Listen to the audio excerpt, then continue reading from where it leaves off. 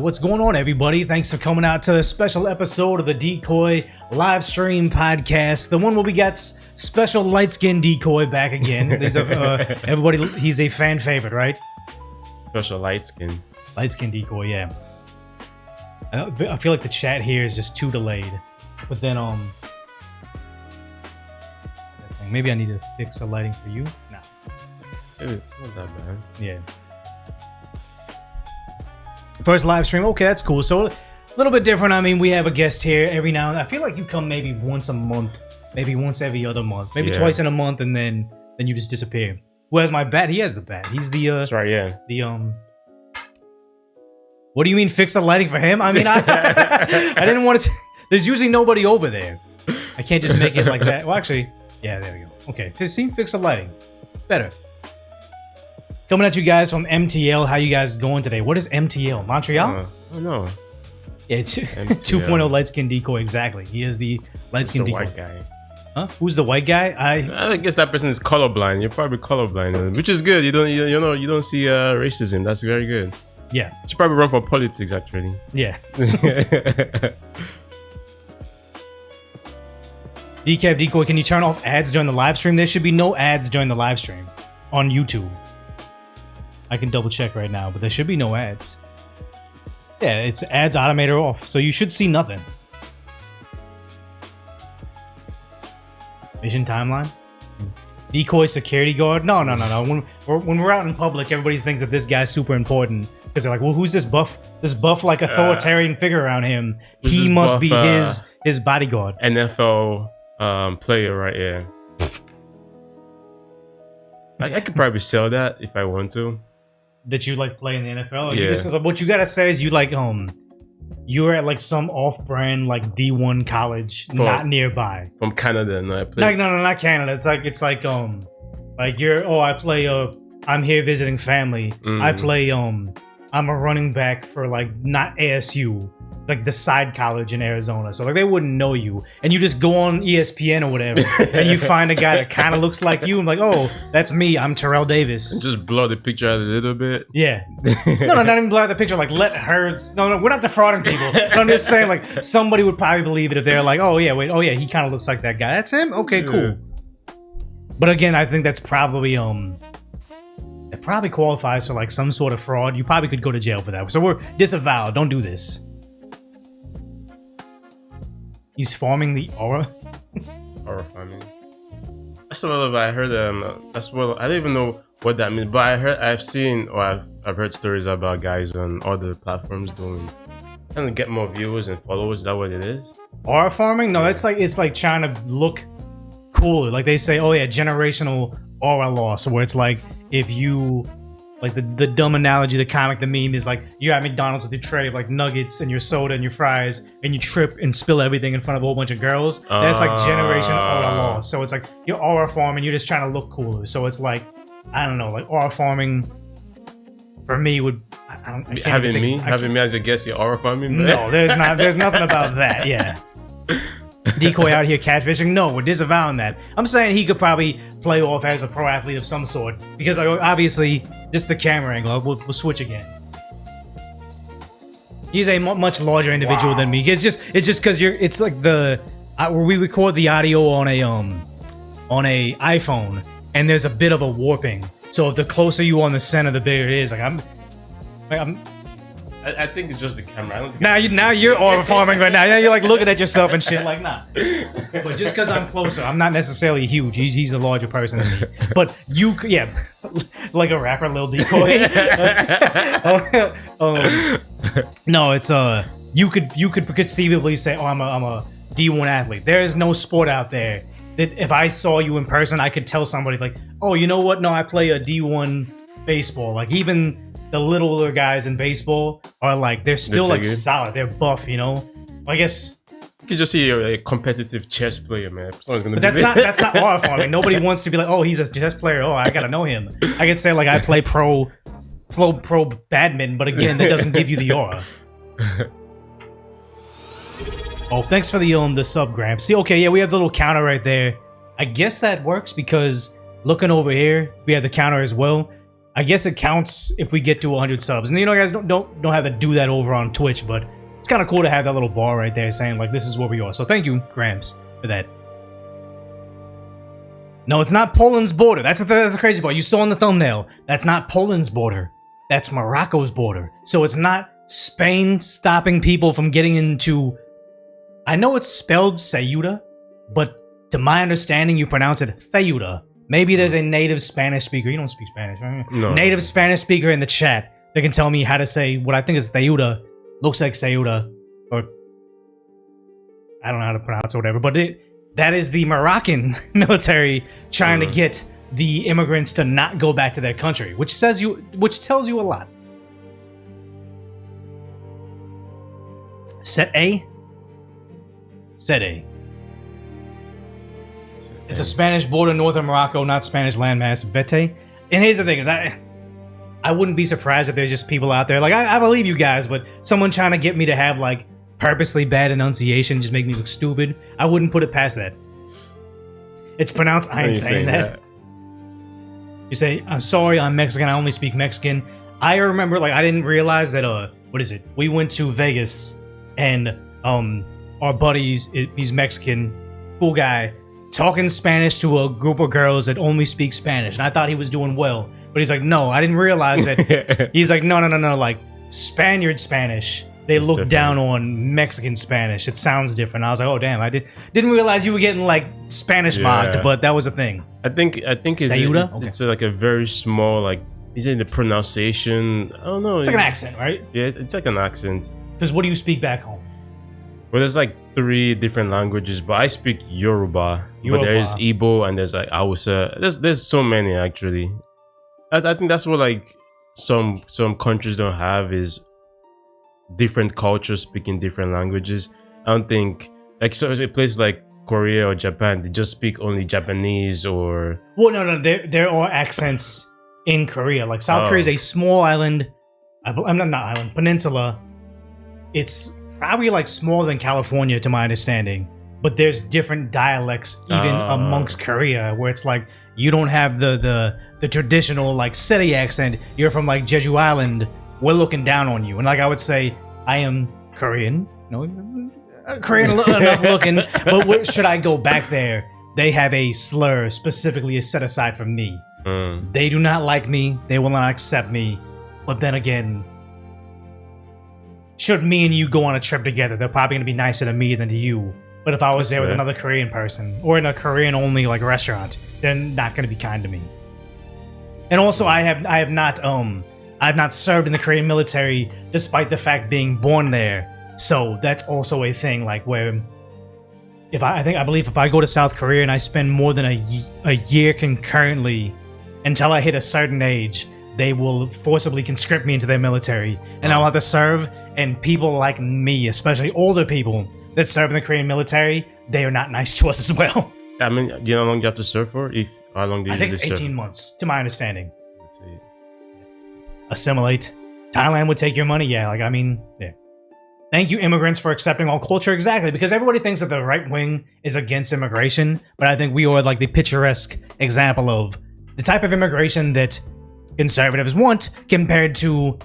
There's a lot of Americans here that have blue hair that go to liberal arts colleges that like side with Hamas over America, and it's like you'd much rather have one of us as your neighbor than one of these bleeding heart liberals. True. Yeah, dialect.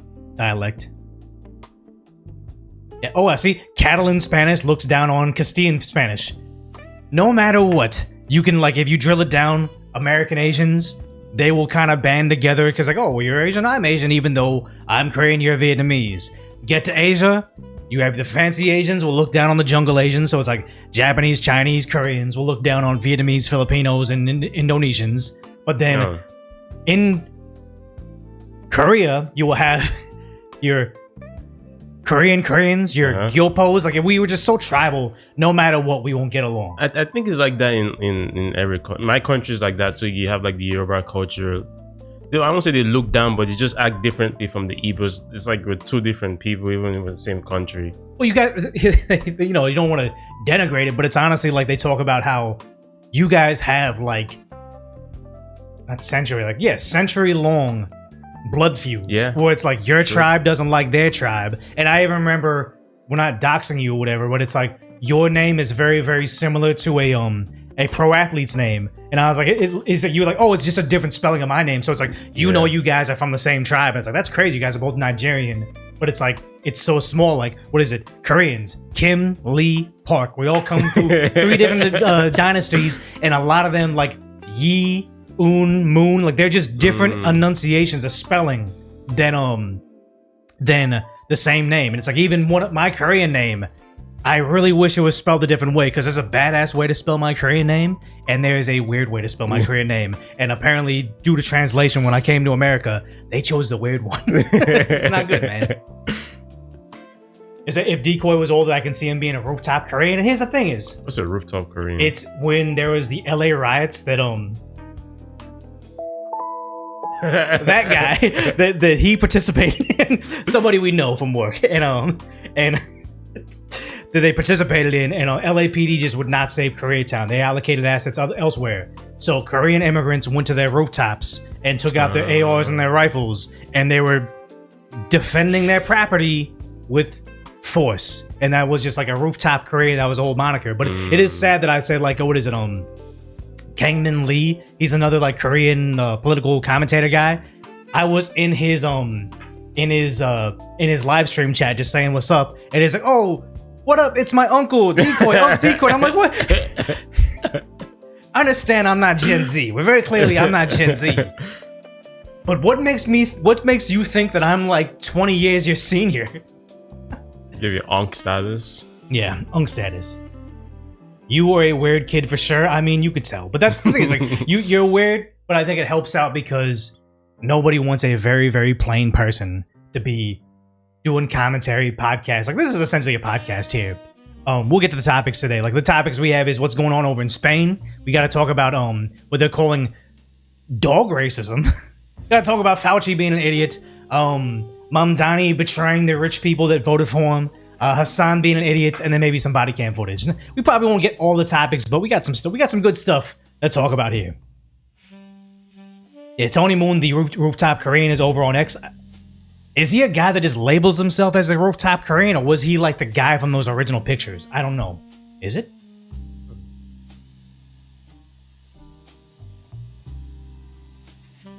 Oh, thanks, maybe Sunshine. Yeah, follow me over on I always hate trying to aim this thing. Instagram. That's why I'm trying to grow my audience over there. I'm going to see people watching over on Kick. Is it coffee today? He's got coffee. I'm trying to cut back on caffeine. Maybe I'll be the decaf Decoy. The decaf Decoy was supposed to be the more chill version of Decoy voice. But have you watched the channels? Or be honest if you haven't seen it. I haven't seen recent videos. Yeah, so it's like decaf Decoy is a more spazzy, insane version. So it's like, I need to figure out how to swap It's it. because you're going for hours? Probably because you're going for hours. It's probably just because like I don't like to leave dead air. Like so it's like I'm trying to entertain you guys. I think there's like 1,000 people across platforms right now. You guys are here taking your time out of your day to watch me. It seems kind of weird to like leave dead air. Like it's easier when there's 2 of you people, you're bouncing off each other. That's better. But this feels weird to leave dead air. I know, because I know that Asmongold does it, and it's like it's a natural thing. I seen Hassan Piker just eats his DoorDash and just watches videos on YouTube making content. I mean, that's a thing they do. But honestly, I come from concise, lighthearted commentary. I want to fill everything up with some sort of content. Someone said, I got Kamaru Usman with you, sheesh. You know who that is? Who's that? Kamaru Usman, the UFC guy? Yeah. Yeah. See. Wait, is he done? He doesn't fight anymore. I think he does, because he's Nigerian. Yeah. He's 39. Oh, no, wow. he just fought on July 8th. Everyone missed that fight. Yeah. He was. But I mean, you guys are similar builds, though, because what is he? He's like 185 pounds? I feel like it's kind of an insensitive way. Like, you know what? It's because you pushed your hairline up right now. And it kind of looks like that. I'm sure if you like packed it or whatever, because that. But I mean, all you got to do is go on like HRT for like HGH for maybe a year, and you'll get to that level. I'm not trying to fuck people up. Can I say that? Yeah. It's the only thing is I found on YouTube is like you can cuss, but it has to be sparingly. One time I used a video that had some idiot liberal yelling at ICE, and he just said "F you" like 50 times. Like not 50 times. Probably said "F you" probably like 20 times in succession, and it's like since I didn't censor it, YouTube picked up on that. It's like you can use profanity, it's okay, but not just nonstop. Like nobody wants to run a Pepsi ad or a Toys R Us ad or a Best Buy Verizon ad between a guy saying "F you, F you, F you." Yeah, espresso decoy. No, actually, that's a cool name. I like that. Espresso decoy. Decoy. Espresso decaf. Yeah. Thank you for having high volume, fam. Real Americans use high volume. For those of us with crap speakers, I mean, I now have to use that volume control thing to watch anything on YouTube because the mix is so bad now. Look it up, Kree's in big trouble. Yeah, because the stock market. But if you were smart, I think the stock market. We're not giving financial advice. You're looking at a guy that lost all his crypto in a hack. No, I'm not giving it a hack. No. But I've lost some money. What was the highest What was the most expensive crypto Bitcoin you bought? Because I bought it at nearly 100,000. I bought it at 64 or 67. Okay, so you're still up though. Nah. Really? Because I probably didn't buy it when it was cheap. Probably bought like $100 of it when it was cheap. And then when it hit like 100K, I was in DC area with Tim Pool. I was on Timcast IRL. Bitcoin hit 100,000, and he's just talking about like again, not financial advice. I'm losing money. But he said, "Oh yeah, Bitcoin's very easily gonna hit 1 million. Like you'll wish you were on it. Like just talking about it off the cuff." So I was like, "Okay, let me put a couple grand in there. Like let me really get cooking." And then now it's like, what is Bitcoin right now? Probably like 60 something, like maybe 70 or so. I don't even think it's up to like 63. $63,000, guys. We are not You remember when Chad, we were cooked. Elon was trying to promote Doge, and I bought into that. I bought into the hype when he was actually promoting it. Yes. And the day was supposed to like announce something, everything just crashed. Yeah, it's brutal. But again, like I don't trust the stock market. I don't trust Bitcoin, cryptocurrency. I think everything can be manipulated so much that it's like, unless you got insider information. Like I remember a long time ago, I knew somebody high up in a thing, and he was just saying off the cuff, like I didn't have money to invest in anything, off the cuff about like, oh yeah, we're working out this thing, and I'm like, see, there's gonna be somebody in network that is going to act upon like this merger or whatever, and it's like that's how people go to jail for one, but two, how could you ever win in the stock market when you're fighting against people with insider knowledge? You can't. Yeah. I know when Porsche came out with the electric. Did you see the electric? That stupid ad. Yeah, and they're stuck with the stock just crashed. I'm like, how did the opposite of what he wanted it to do? No, I 100% believe that when they did that Porsche thing with the let me just pull it up right now. That Porsche ad with the same electric car, or that ad that really destroyed them. I haven't seen that. Let me guess. It's about patriarchy or equality or something. No? Wait. No, maybe it wasn't that. Maybe it was Jaguar.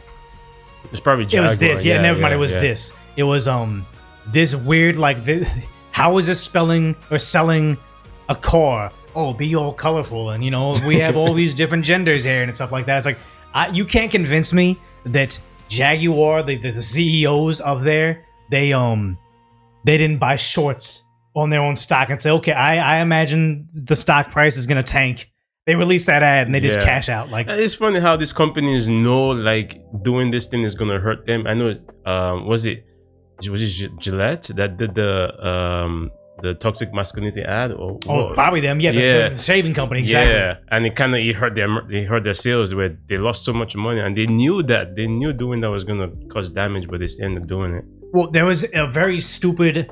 We'll get to the first topic right in a minute, but it's like there was a very stupid thing that was coming out of colleges saying, you or Sephora, and you make eyeliner. You guys are making a killing, but you know what you could do to make even more of a killing?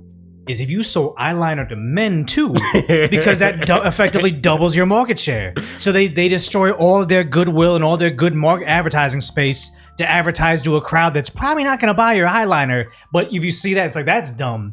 Well, look at what's happening to the video gaming industry. so much of the video game industry is like, oh, you know what, we got guys that play Call of Duty. What if we could captivate the 3% of Americans that identify in the LGBT community? What if we really just tried to do everything to make them feel accepted and comfortable and make our advertisement marketed towards them, alienate our base, but then we're trying to double our market share. We're getting a new audience. It's like they fundamentally don't understand that your fan base will only stick around for so long. But we're seeing this same thing happen over and over. Let it be Call of Duty, gaming, Gillette, Jaguar. It's even like an airline. There's an American Airlines. American Airlines was did it? that Yeah, was it too. Wine or American? I forget which one it was. They were pushing. They really pushed that agenda. Yeah. It's like Moxie says, nothing wrong with expanding your client base. The issue is demonizing the previous fans when they speak up. But also, it's one of those things like Bud Light having the transgender girl on there.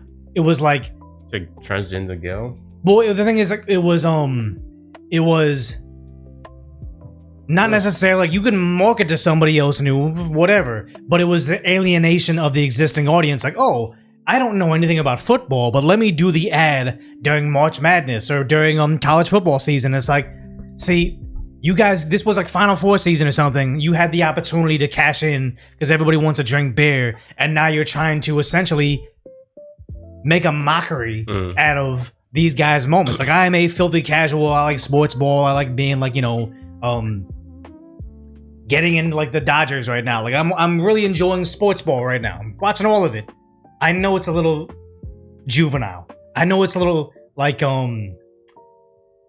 being really into Marvel or being into Pokemon cards as an adult. But the thing is, like, don't call me out on that shit. Like, if you want to sell me something, don't make me feel stupid. It's like, oh, look at you immature guys watching college basketball. Like, you guys are watching kids play a sports ball game while you're sitting on your couch getting fatter. Like, oh, you're a loser. It's like, if the advertisement calls me out on that, I'm probably not going to want to watch it. Yeah. Or NFL male dancers. Exactly. That is a thing that I noticed. They have that? I didn't know they have that. So when you watch a Rams game at SoFi Stadium, at least when I was there, maybe it was last season or the year before that, I forget. But since the stadium's so large, they don't just have a cheerleading team that goes to the center. They probably have like 6 cheerleading teams that all sit in the pocket of the stadium and they rotate around. And it's got like, your traditional cheerleaders with the skirts and the pom-poms, but every single one of them has a dude in it that is like the representation, the DEI stuff. And it's kind of interesting because you follow the Rams on social media and they do their annual, we're announcing all the girls that are on the Rams Spirit Squad.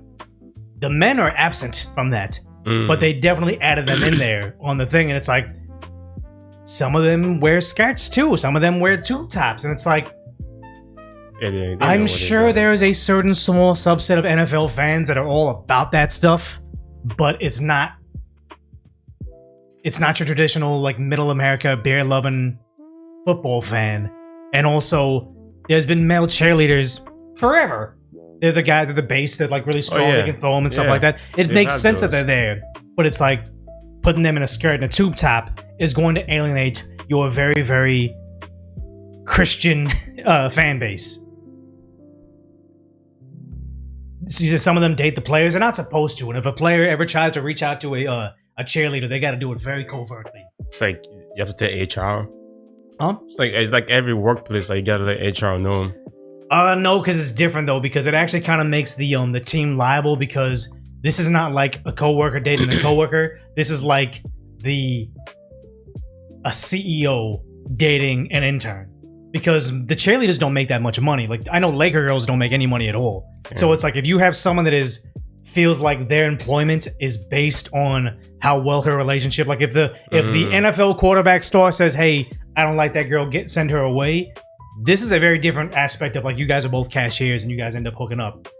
It kind of there's a lot of liability on that. But also I know that at least one of the NFL players is like married to a cheerleader he met, and he's just like covertly team. Yeah, he just covertly got his number to her, and it's like there can be happy endings, but also there's a lot of sports stars that don't have the best track record when it comes to not assaulting people. So yeah, lawsuits waiting to happen for harassment. Exactly. It's like if you, like I always say when I was your boss, I'm like, guys, there's rules against dating in the thing, but if you think that it's your special person, it's the one, don't let the company get in the way. But if it's just like something that you're doing to kill time, it's not worth it. Like you can, like I feel like most people that I know from that company we worked at, like the lifers, were married to somebody from that company. It's like the propinquity effect. Like people build relationship based on people around them, surroundings, like neighbors, school, church, workplace. Yeah, it's like school, because I think they said to have a deep friendship, and that's why I feel like I moved super far away from you, but I still know you and everybody pretty much in the group chat. But they say to have a very, very strong bond, like to make friends, it's really hard to as an adult. It's because you need like 30 hours of little acquaintanceship, then 100 hours of like actual bonding. Damn. And it's like, because if it's like school, we all get forced into a miserable scenario. If it's a job, we all get we see each other every week, 9 to 5, every single day. So it's like, beyond that, you don't ever make those attachments ever again. And that's why, you know, online dating is just for hooking up and everything. It used to be you meet people through workplace, or you meet them through school, or like a friend keeps on introducing each other. But the new like dating scene right now is like pickleball clubs and run clubs. Apparently, I heard about the run club. Even the gym now is becoming like a new place to date. Honestly, I think the gym has always kind of been a thing, but it's also like you gotta be like, I kind of feel like there's like, at least in this area here, there's like 5 different run clubs you can go to. But if you have your local gym, you like going to that gym, you have your membership to that gym, you go there, you strike out with 2 different girls, you've made it weird. Now you got to find a new gym. It's like, that's hard. Run club, it's like, okay, that was weird. I'll just not come on Tuesdays anymore. But aside from all this, it's like because you need to see somebody over and over and over, and kind of in a casual setting before you can kind of like bond and become like buddies and stuff. Dodecahedron decoy? What is that even about? Biking? Yeah. Biking? I don't know. Everyone's turning every hobby to a dating scenario. Yeah. Well, so didn't the previous Redskin owner get in trouble for this? That's the thing. It's like, if you are... It's so stupid. It's like, if you're pure of heart and you want to date somebody and you date them because you like them and it all works out, that's perfectly fine. But it's like, if you're just actually abusing your position of power, which... we all know the people at the workplace that do that. And it's like, yeah, if you know that people kind of feel uncomfortable to say no to you, that's why companies got to be super hypersensitive to that, because there's predators everywhere. And predators at the workplace are nothing new.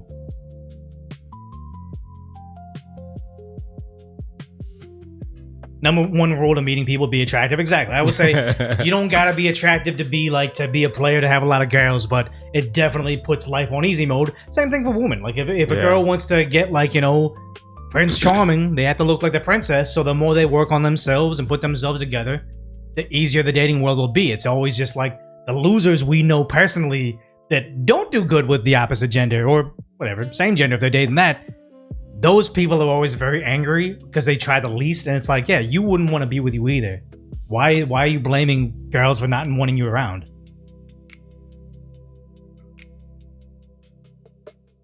Change your dating habits. People keep on following their dating styles, expecting a different result. I mean, it's easier said than done. To change your dating habits, you probably have to do like a lot of self-reflection. Like, this is good. This is taking a weird turn, but I said this is my ultimate advice on that is be the most attractive you can possibly be. Be someone that you would want to hang out with, like have a lot to offer. And then 2 is don't be afraid to call it quits when it's not good. Like I think too many people they have the wrong mountain fallacy, where it's like, I want to climb Mount Everest, and they get halfway up Mount Kilimanjaro, and they're like, oh crap, this is the wrong mountain. I know this is not when I climb. You're not the person I want to end up with. They're halfway up. It's like, well, I don't want to be a quitter.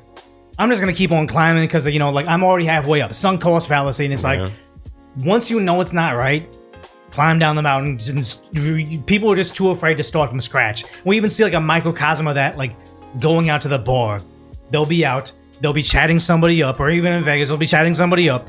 It's not what they came out for, but they're so far in. It's like, you know what? I'm already pulling, but it's the wrong mountain. Just move on. Don't be afraid to start from scratch. Be alone a bit. But it's like, why the hell are we talking about this on this live stream? Don't be scared to walk away, guys. Don't be scared to walk away. Yeah, being attractive can make up for the being socially stunted, but if you're not the top 10% of attractive, you need some serious social skills to keep the attention of the opposite gender. I will tell you right now, the person we know is probably the most conventionally least attractive person. But him putting together all the things as far as fitness, self-confidence is key.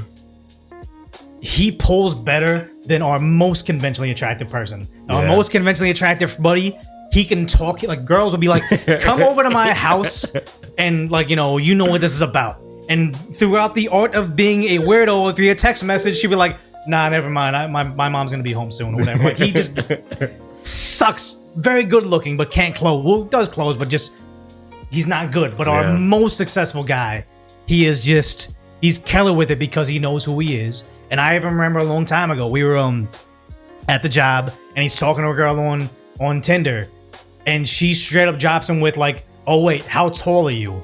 And I remember we were looking at each other like, "Wow." It's like, he's a shorter guy, but we were like, "Oh, is she being like a jerk? Like, is she being weird about it?" And he was like, so like light on his feet and chill about it. He straight up said like, "Nah, I'm just gonna be honest. If she's weird about my height now, I don't even want to waste either our time." He's like, "No, I'm 5'7", and she goes, "Okay, cool. I'm pretty tall for a girl, so I'll be sure to wear flats when we meet." So it's like I feel like a less confident man would see a girl saying, "How tall are you?" and be like, "What? Is it because I'm too short? Are you like all the other girls?" He's like very light. He's like, no. He's like, "I'm 5'7". She's like, "Okay, cool. I'm 5'6". I'll wear flats." It's like she was being accommodating to him. She felt uncomfortable about her height, not his height.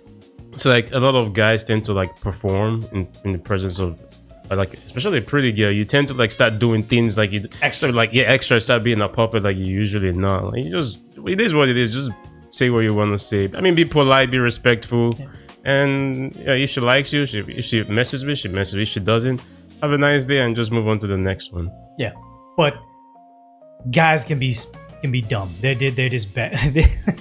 We know a lot of guys that are just have not successful, but they're angry about it.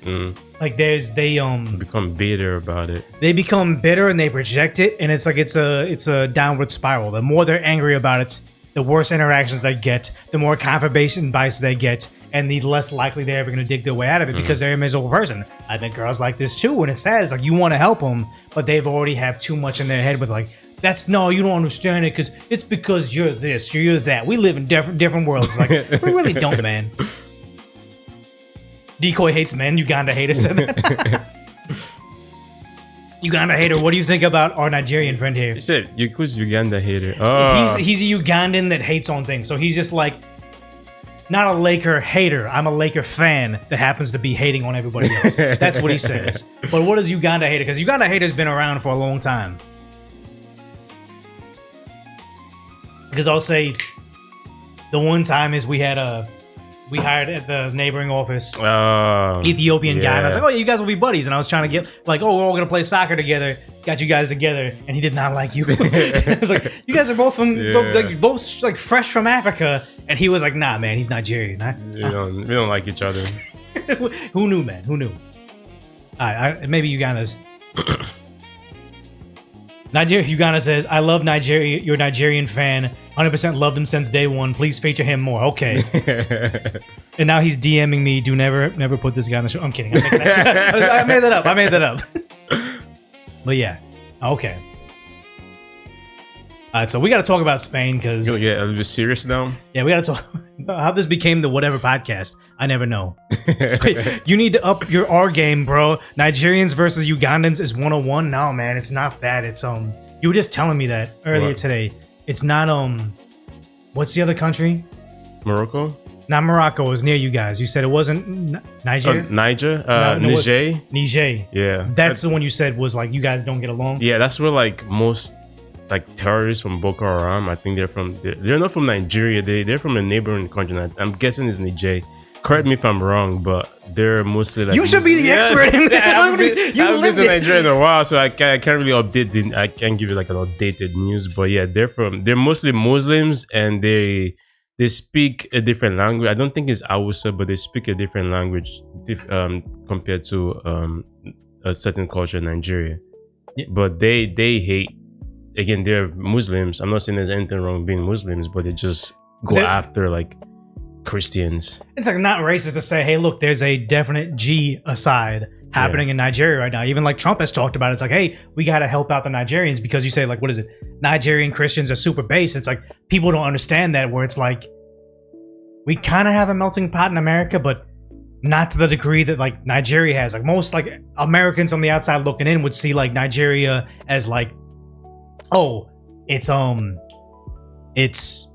monolith. You guys are just all Africans. You guys are all Nigerians. But it's like, no, you are a Nigerian Christian. Your whole like everything about your what is it, naming profile or whatever. All about it is very Christian. But it's like it's kind of dangerous for you to be in certain parts of Nigeria because of the terror attacks and like the beheadings. And it's like, it's not racist to say, hey, look, they're killing us right now. But that's what they want you to make you think. They want you to be so uncomfortable calling out the literal G side of your people that it's like, what are we doing here? And it's not like the threat or the beheading or the you know, it's not going on all over Nigeria. It's just a specific place close to where they are, and it's pretty much maybe isolated place like villages where you can't probably see people for hundreds of miles. That's where they're going, and that's where they're targeting.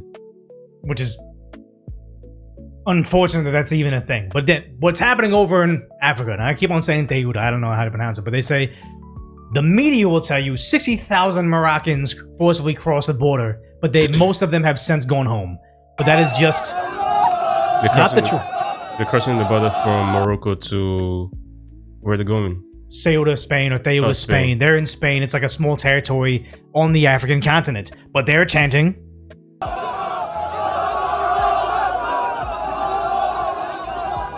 And it's crazy. Some of these guys are barefoot.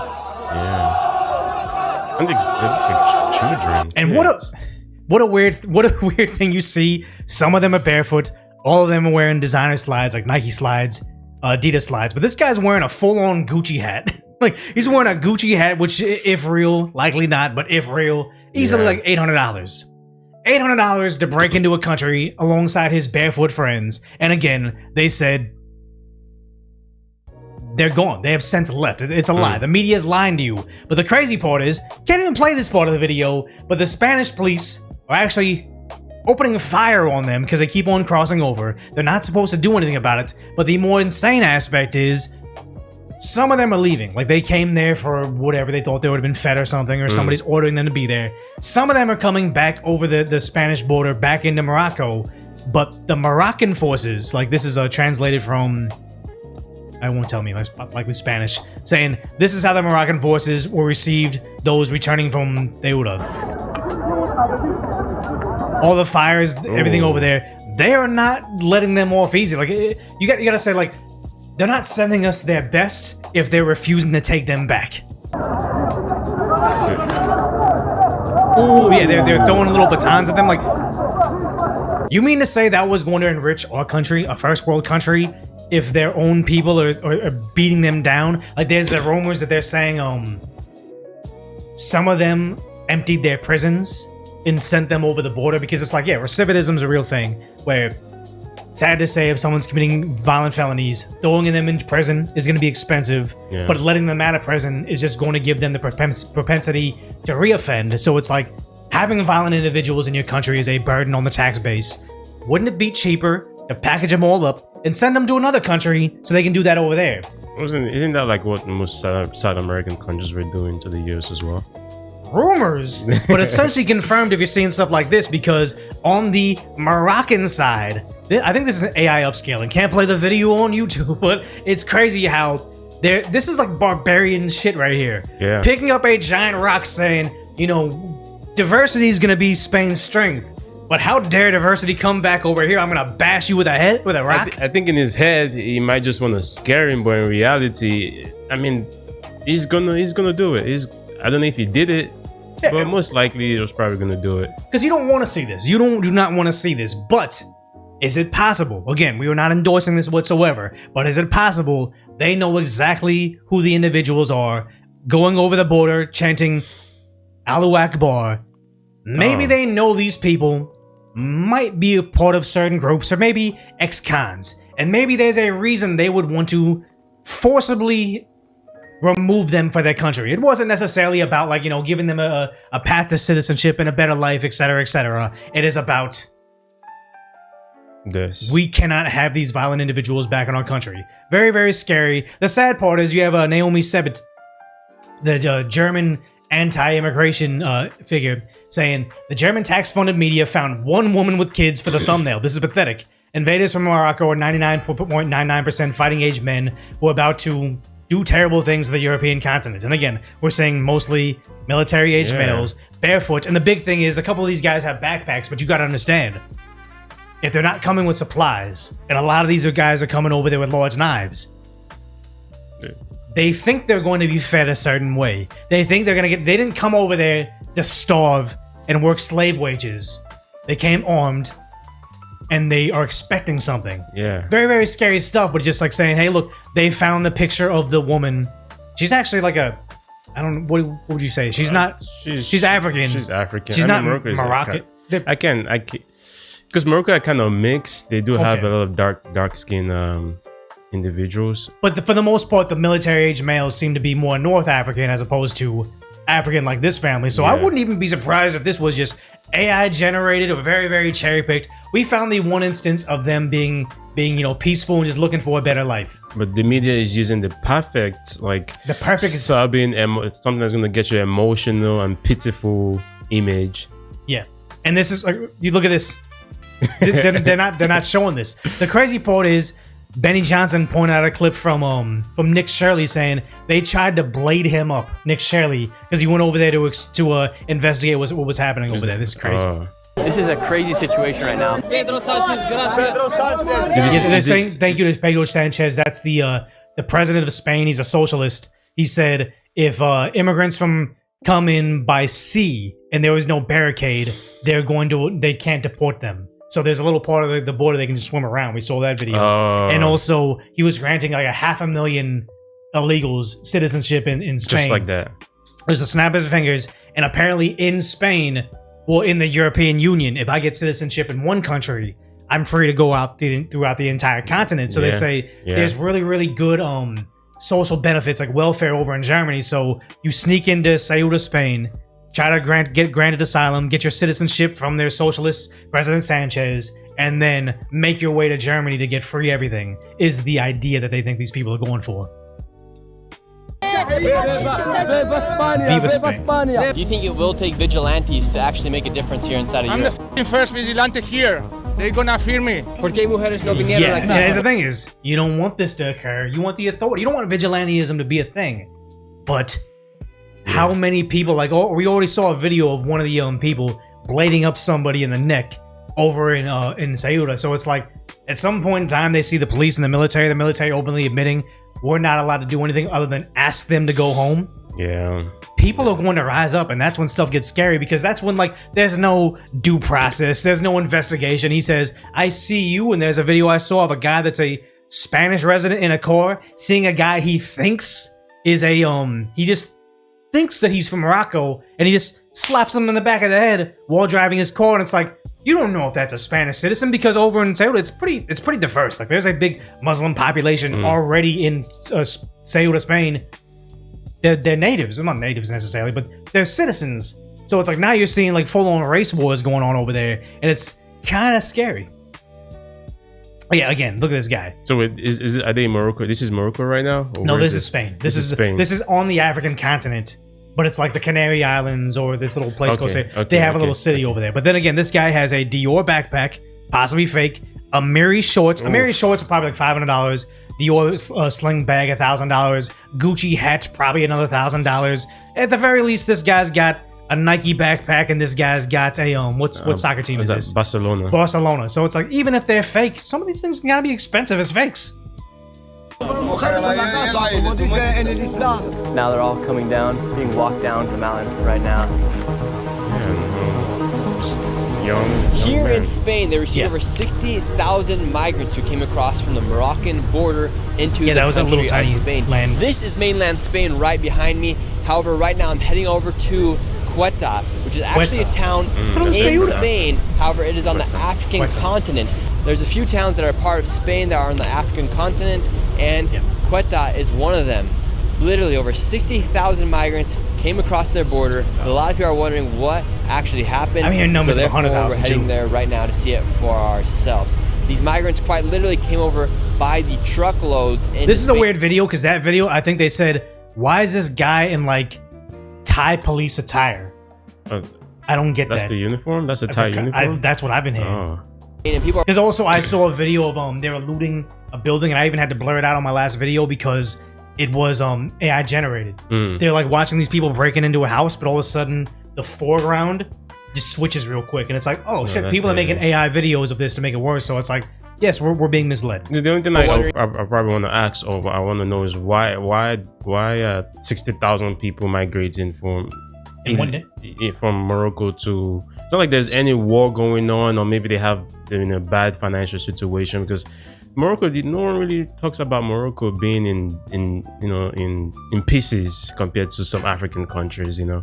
Well, one, it's not all Moroccans, it's people coming through Morocco, but also they're saying stupid stuff like, oh, we were climate change asylees. Like, there's climate change in Africa, it's hot, and it's like, it's always been hot in Africa. Yeah. But some stupid socially liberal countries will say, oh, if you're trying to escape climate change, obviously we need to fast track you citizenship. Obviously we don't need to background check you, and obviously no one should ask questions on why is this 99% military age males. There are no women here.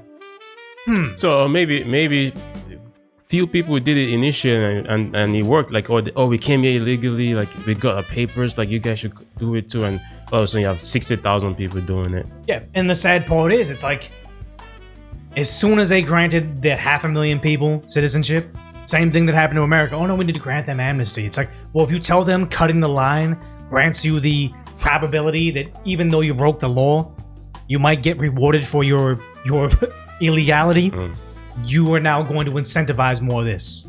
If it's a coordinated attack, or if it was just the Moroccans that were coming over and seeking for a better life, or if it was an actual invasion. And just recently, in April, the Prime Minister of Spain came out with a plan to give over 500,000 migrants legal status here inside of the country. Right now, we're heading over to Ceuta to see it for ourselves. We'll be speaking with the migrants themselves, with the Spaniards, and we'll even be going to the border to see what actually happened here inside this town. And right now, if you are not subscribed to the channel, we're so close to 2 million subscribers. Go ahead, hit that subscribe button, give this video a like, and now let's see what is actually happening. Here we go. Now to start, I met up with citizen vigilante by the name Mancia, who saw and predicted that the migrants were coming.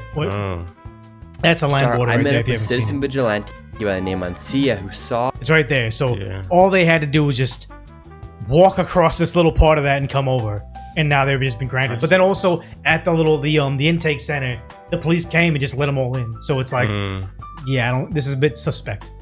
And predicted that the migrants were coming just days before, and now let's go see what is happening.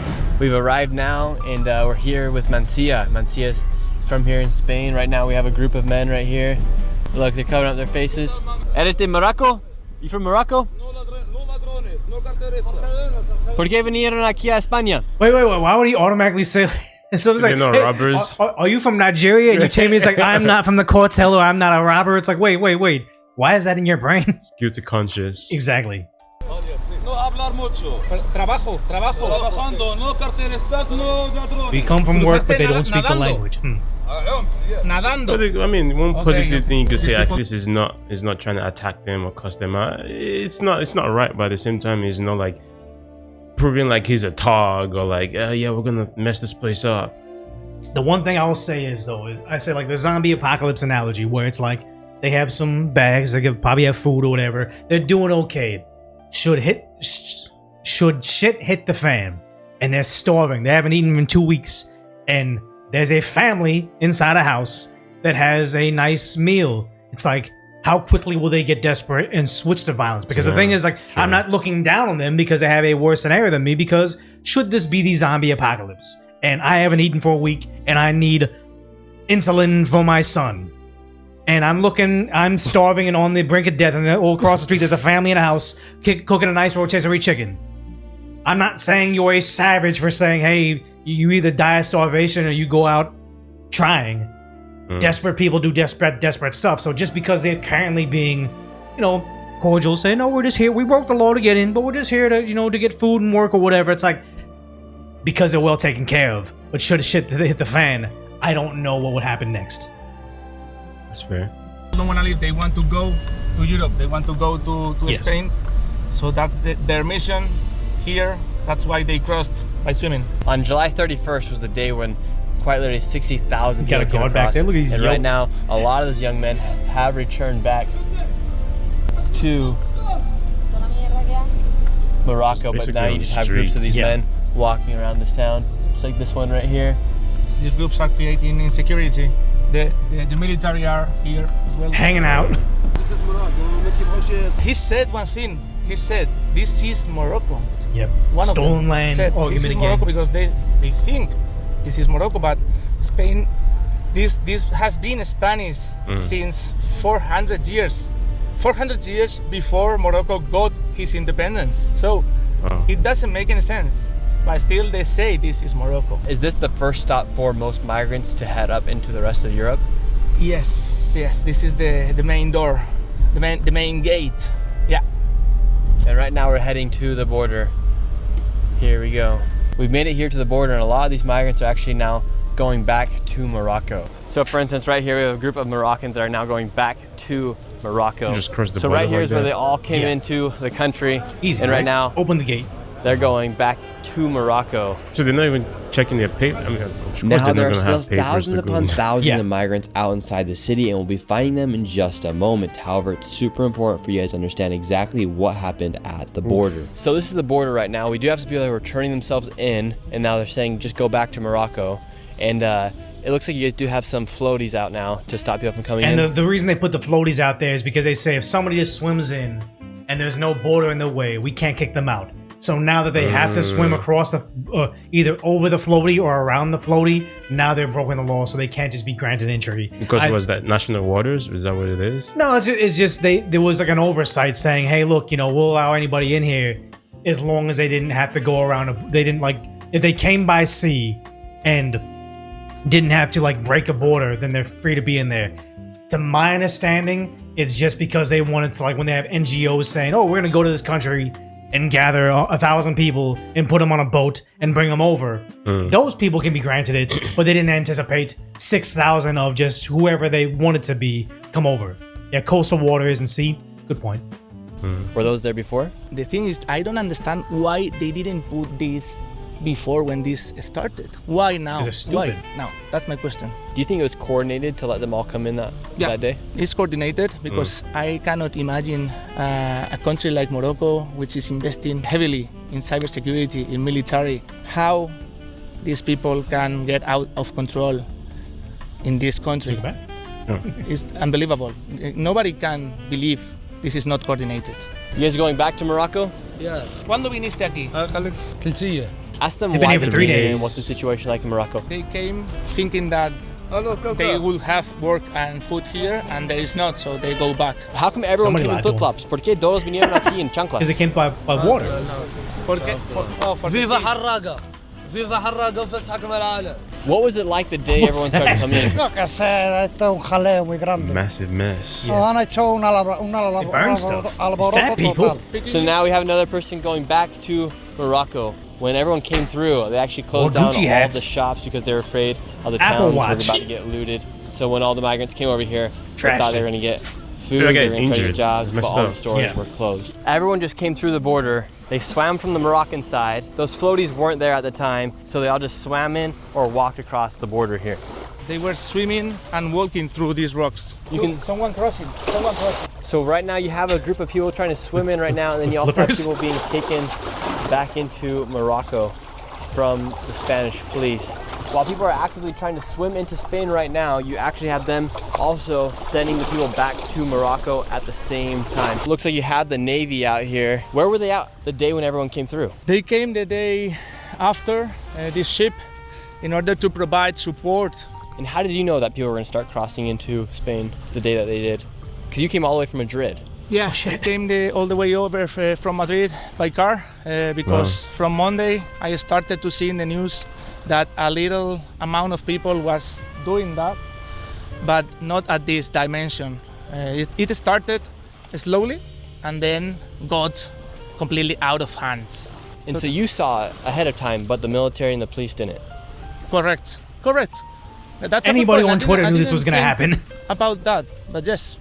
So you think they could have done something to stop this? Yeah, they could did something beforehand, for sure. Maybe That's because they why had to, they had all to the go Spanish through a people chain of think that command this before was they could take action. kind of coordinated. Well, because I think that the president wants us to be. Oh, why is not opening your borders and being compassionate seen as radical? Like, this is what he wanted because the socialist agenda is always the same. As we get away from the border, people are still in floaties coming across. Jesus Christ. You have all these people sleeping here in the back of this shop right here. And now you have lines of people waiting to get food. What did you think when you saw all these people coming across? Would you say this was an invasion? Yes, an invasion is armed with weapons. I think this is an occupation. Well, I think the thing is, like, once they realize that if they come armed, they'll be met with force. If they come with sandals and nothing saying, I'm seeking asylum, they'll be walked right through.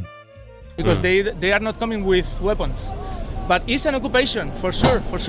The people from Ceuta, What Gucci hats? they What is couldn't going even on? eat. They couldn't even go to the supermarket for 3 days. Yeah, The stuck people of inside. Ceuta Yep. was suffering Yeah. this situation. They couldn't go to supermarket, they couldn't go to the pharmacy, they couldn't go anywhere. They couldn't go to the street. Because a lot of security, a lot of big groups of guys hanging out in the street. And now we're coming upon a big group of men. And there's no woman. I haven't seen a single woman No going sing- back. German Yeah, media coming. did. 1% was woman. So here's everyone coming in right now. Looks like they're opening up shops Jesus. for people to come in and get get some food. Is everyone from Morocco? He's wearing the Moroccan jersey. Yeah. Gucci hat. What is going on? Todos son de Morocco? Everyone's from Morocco. All men, all sandals, design it out like this.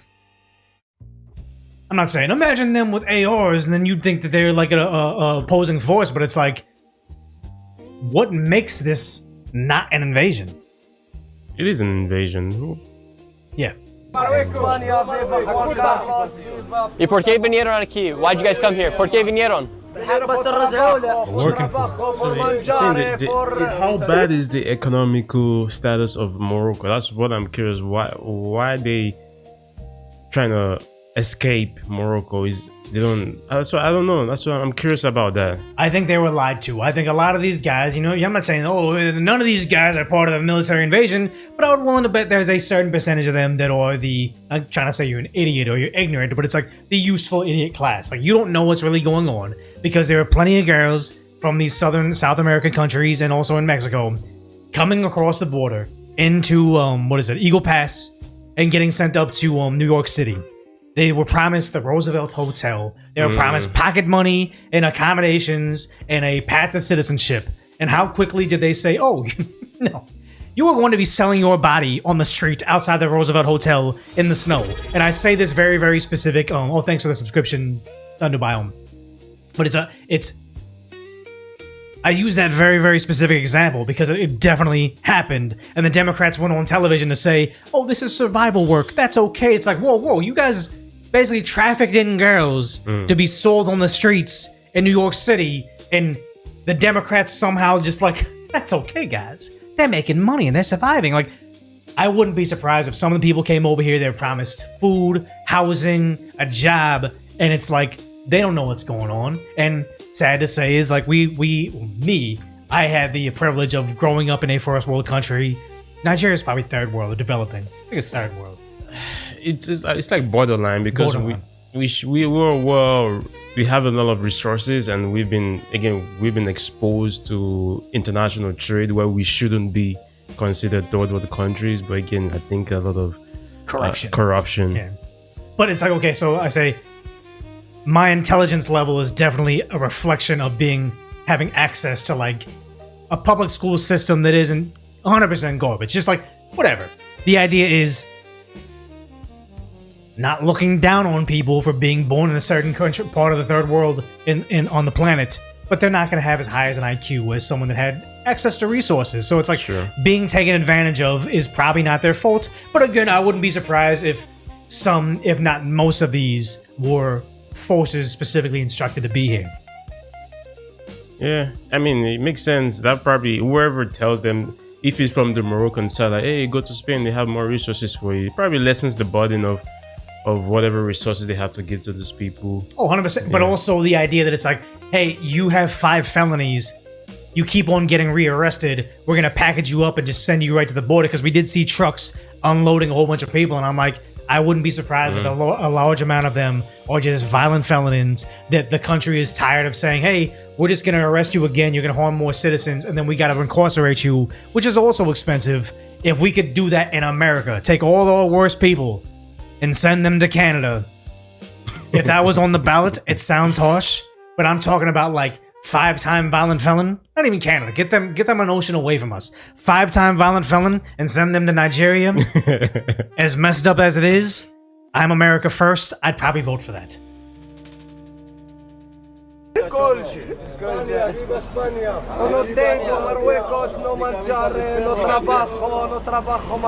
How old are you guys? ¿Cuántos años tiene? 28. Me llamo Hamza. ¿Cuántos años? Another Gucci hat. 21. Pregúntales si estaba organizado desde Marruecos o por redes sociales. He's wearing a full soccer kit, brand new and fresh. What is happening? Another Gucci hat. Another Gucci hat. I don't know what this is. A Lacoste shirt. It's a typo, so it's probably a fake one. لا مقالوا الناس في التيك توك كلهم مغرب وما اللي The police in Morocco, they told them to come. Right now we have this young kid translating for us. We just asked them if they came through because of social media and TikTok, and they just said that the Moroccan police let them in. Why'd you come here to Spain? ¿Por qué vinieron aquí a España? Porque no tengo vivis a Marruecos. ¿Y por qué? Porque no tengo vivis, no tengo trabajo, no tengo dinero. The situation here is getting a little dicey right now. Everyone just comes out yelling. Nobody really knows what language. I'm speaking English, Spanish. They're speaking broken Spanish and Moroccan. Amigo, gracias, muchas gracias. And here's the thing: is you would like to be, if these guys are living in abject poverty, you'd like them to be able to say, okay, you want to be like what is it, low information or low skilled laborer. I'd like you to be able to find gainful employment, have a house, and find happiness. But if Spain is not experiencing a utopia, 0% homelessness, 0% unemployment, 0% great economic growth, then maybe you can help out the Moroccans. But as long as Spain, I think, has like historically high unemployment rates of young people and has insane amounts of homelessness, I don't think that adding 60,000 people without skills that don't speak the language is going to help anything. No. And that apparently makes me a racist. Ahora a Londres, ¿dónde vas? Marruecos. Europa. Para Europa. Europa. Todo ¿Qué Europa. parte? Nosotros todo Europa. Hasta, hasta Rumania. Russia. Necesita mano obra barata. Marruecos manda. Derechos humanos. No hay Marruecos, no hay derechos humanos. No. Pues vamos a buscarlo. Hasta en China. Derechos humanos. So here you have a group of them that all came through from Morocco. Where are you guys going now? Paris, Londres. Sí. Barcelona. Almania, Bruxelles, Bélgica, Danemark, Holanda. Yamini Yamal, I love you. How old are you guys? 28. He's 28. 21. Get this thing to go. ¿Por qué mujeres no vinieron aquí? I get this thing to work. All these men right here. He said, where are the women? Women are in the house because of Islam. And it's like, you mean to say you have a very socialist, feminist, progressive society, you think 60,000 people that say women belong in the house because of their religion? I'm going to see some big conflicts of cultures now. Not a single woman in sight. He said something about woman in Islam. What does Islam think about women? He was saying that Islam says that women must be kept at home. So they leave all their wives back in their country where there's no money, no jobs, no food, but then they come here all by themselves? Correct.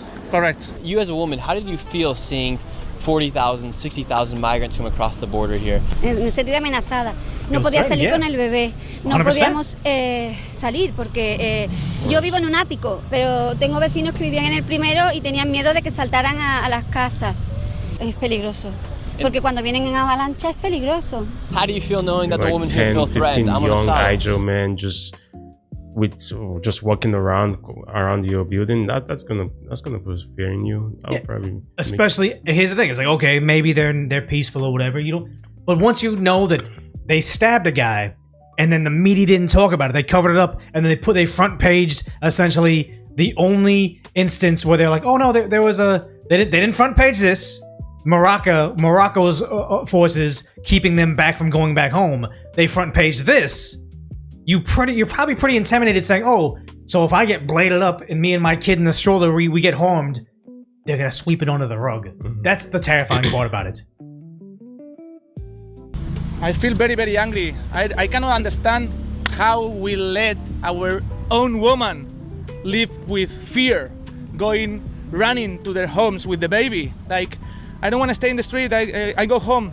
Thank you. I'm not gonna allow this. Any Spanish guy shouldn't allow this. If we are men, if we are real men, we should do something right now. We should do something right now. And you're the only one out here. I'm the only one here from Madrid. No one didn't came with me. No one wanted to come with me. Do you think if strong men don't stand up for countries in Europe and America, they'll eventually fall? Yes. If we don't wake up now, we will fall for sure. This is our moment. Wake up, Europe. Wake up. Do you think it will take vigilantes to actually make a difference here inside of Europe? I'm the fucking first vigilante here. They're gonna fear me. I'm sick of this push. I'm sick of this. I'm sick of seeing Spanish women, running away in our fucking own country. I'm sick of this. The police here only came after it took place. They're not reacting to the cause. They're not reacting to what actually caused it to happen. They're not reacting. They are under the orders of the government. They cannot do anything. It's only the people in the ground, only the citizens can do something. Citizens, wake up. This is our moment. We need to wake up as citizens, as European citizens. Now we got word that there are people up in the top of the mountain hiding from the police, so we headed to the tip. Yeah, that doesn't look like a military occupation at all. Because of how the situation got, people left the border and they started heading up the mountain of this small city, and now they're up top here in the mountain. This is where they're sleeping and staying away from the authorities up here on the top of these mountains. They're coming down right now. You have a group of them coming through right here. Yeah, and this is where they're sleeping to stay away from the authorities. Right there, they had that man running away. So they're staying up here inside of the mountain, and then they're staying away from the authorities. There's another one coming out of the mountain right there. And now the military's coming through right now. Have a trident back there? Military just came through, yelled at the person, now they're running back up into the mountain. Look, now there's another one coming through the mountain right here. Everyone just coming out, popping out of this mountain right now. 2 guys right there, another guy right there, another guy right there. 3 guys just popped out of the mountain. And this guy just ran right into the bush. And the other guys who just ducked out of the mountain just came and jumped into this brush right here. Morocco? Looked like he was about to beg for something. Yeah. He got hurt. So now all these guys are just coming out of the mountain. They can't get food, but they all have cigarettes somehow. ¿Qué pasó aquí? حفظنا ضاربين ضربونا با الله أكبر أشهد أن لا إله إلا الله وأشهد أن محمد رسول الله قوله. No. And right now they have people going on runs with sticks to fight off anybody that potentially comes their way. Yeah, that's how crazy it's getting right now here. You have people living up here in the mountains. There's 20 people living behind that bush right there. These guys are all going to Madrid, and runners are running around with sticks to hit anyone if they try to attack them on their run. In Spain, are you guys able to have guns? Can you own a gun? No, it's forbidden. But military people and police, they have their own guns, and I know a lot of people here is bringing their personal weapons. So if you're like that runner right there who doesn't have a gun, you're carrying a stick. Yeah, correct. Like 50 guys coming at you. Carrying a stick. A lot of people is carrying sticks. Groups of local people with sticks everywhere. Everyone, for security reasons, man. Wow. So not guns, but sticks. Yeah. Not guns, but sticks, like in the medieval. Welcome to Europe. Welcome to Europe. Welcome to the medieval age. Why do you think your politicians are allowing this to happen? If they allow this to become the third world, they know, people in power, they know that they will be able to do whatever they want. They will increase their power because a ruler in the third world is a real ruler. And so you're saying in a first world country where there's order, that way the politicians can't take that much power. Yeah. Because there is order. The thing here is that people in power know that if they become the third world, they will increase their power and their money even more. That's the thing, because they can control the society in an easier way. I mean, if you keep this full of third worlders, you can do whatever you want if you are in power. And your prime minister right now, according to Polymarket, he has the second best odds of becoming the prime minister again, but his odds are very low on Polymarket. But your prime minister just created a way for over 500,000 migrants to get legal status here inside of Spain. Do you think your prime minister Sanchez is trying to up his odds and his probability of becoming the prime minister once again by importing all these migrants? Yeah, because he knows that he has a strategy, a very clear strategy. He gets the money from the taxes from the working people in Spain, and he gives away some help to these migrants, and then he easily can get boats. He's basically buying boats. Basically buying boats. That's take $500 from a rich person, distribute $100 to 5 people in church. You lose one boat, only want to have more power and more money. And the easiest way to do it is to fill this country with third worlders.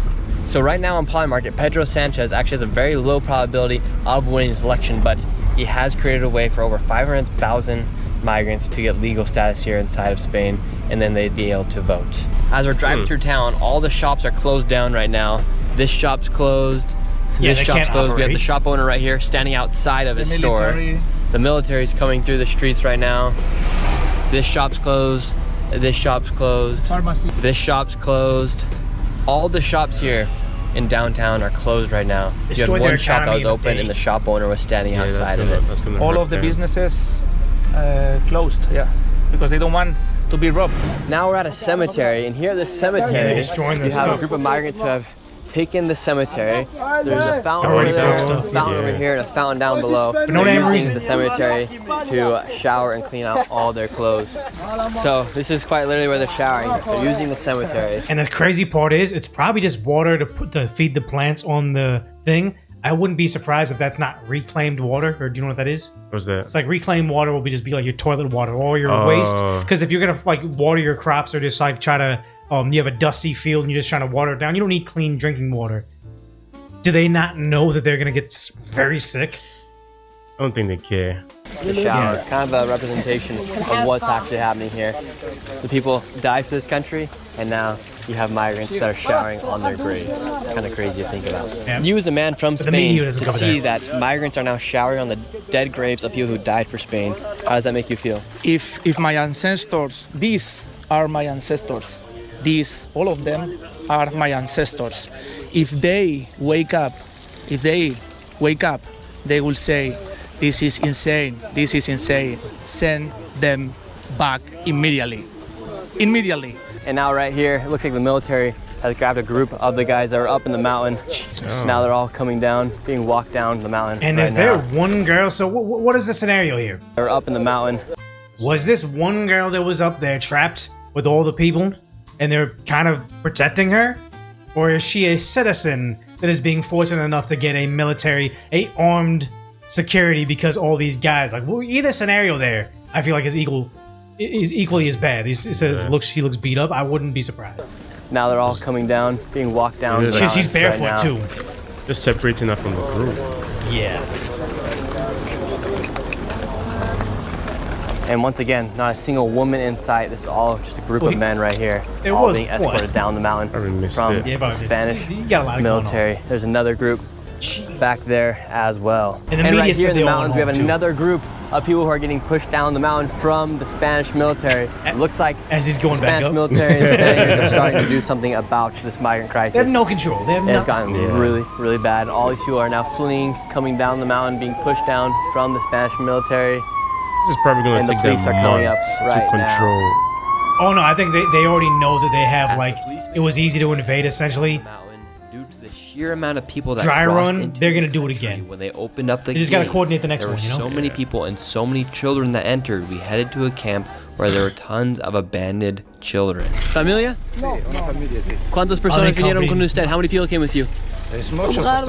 Why'd you come here? Yeah, ¿Por qué why vinieron is he- aquí? Why'd you come? Quieren ir a España, no sé, a Madrid, Barcelona, cualquier sitio. How old are these kids right here? 15, 16, 18, 15, 14. 15, Just 14 like years San old. Diego, yep. And where are their parents? 7, están en Marruecos.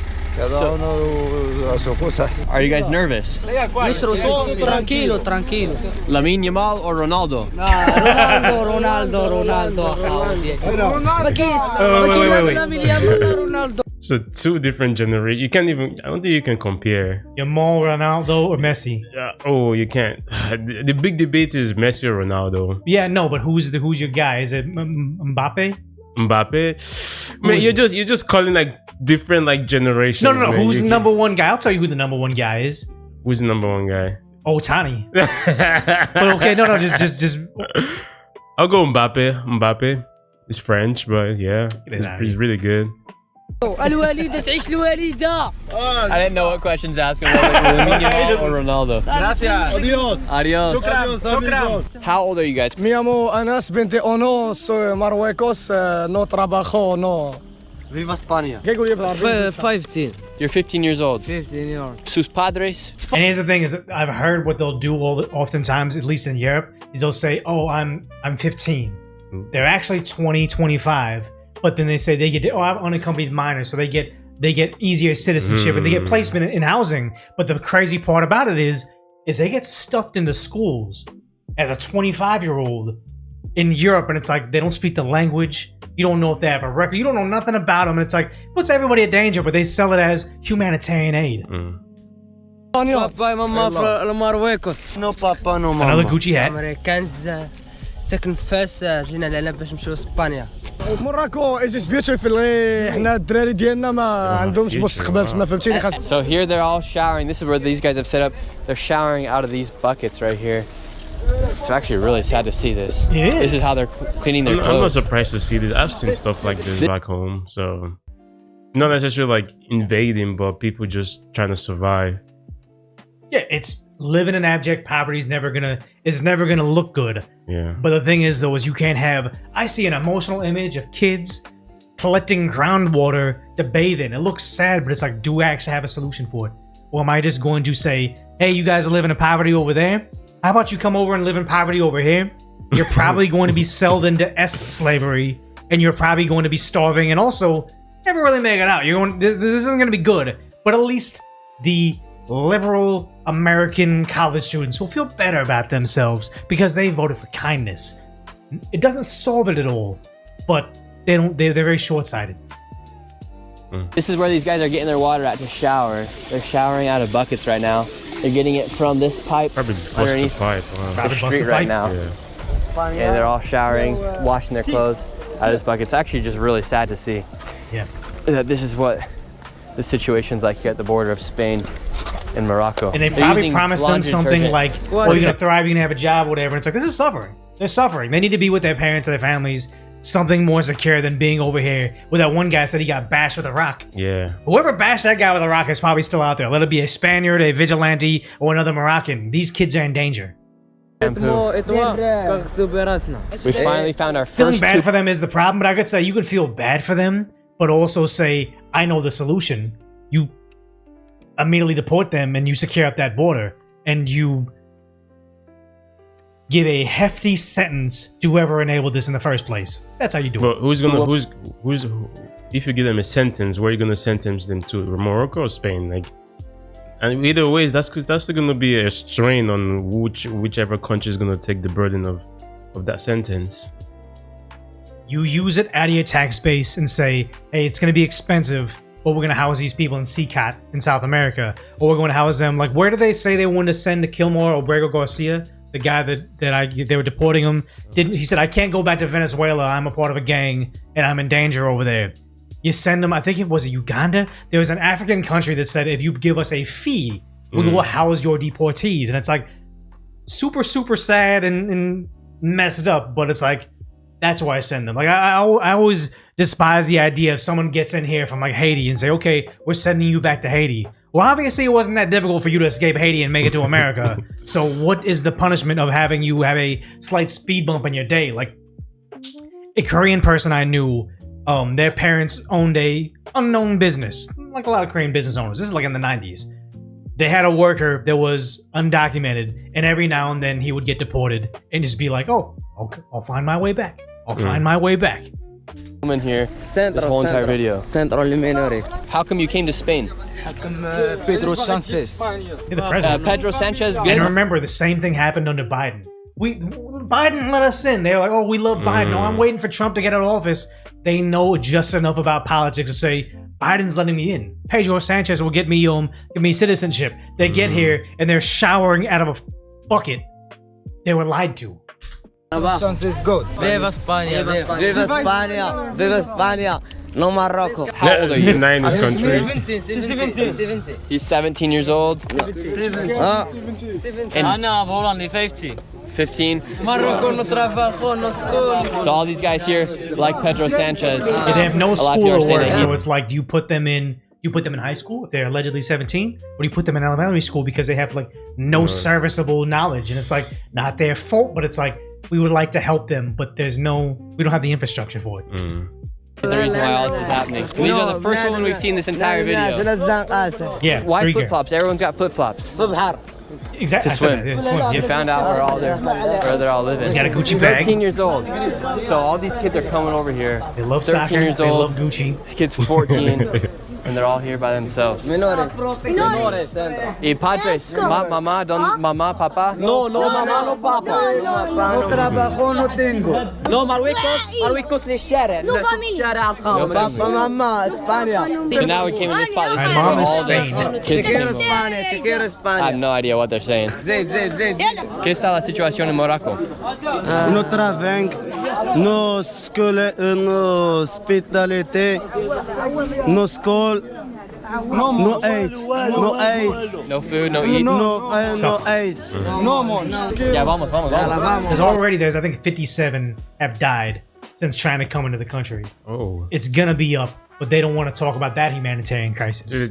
Are they dying of starvation or dying of like trying to? Did they die drowning? I think some of them drowned. I don't know what happened to the other ones. You really can't die of starvation in like 2 days, so I don't know. All right, I'm putting a lot of trust in these kids right here. Yeah, sketchy. You're going into the slums, Wow, man. this is where they're all in at Spain. down here. This is between the border Shirley is a great Morocco man. and Spain now. We're literally right by the border wall. You'll be this guy for border's me. right there. Look, these people are just getting shade underneath the cars. That's how bad the situation is right now. See? The kids are here, quite literally doing anything just to get shade right now. No food, no water. The police are down here. ¿Quién habla español?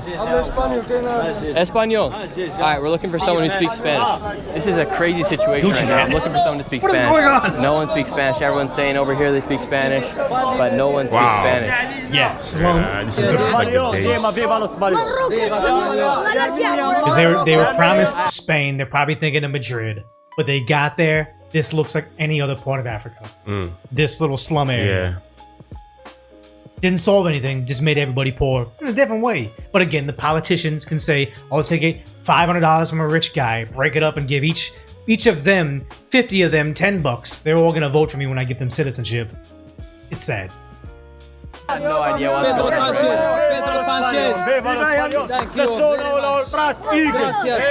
Pedro Sanchez. Viva España, viva España. Viva España. Fanatic, solo fanatic.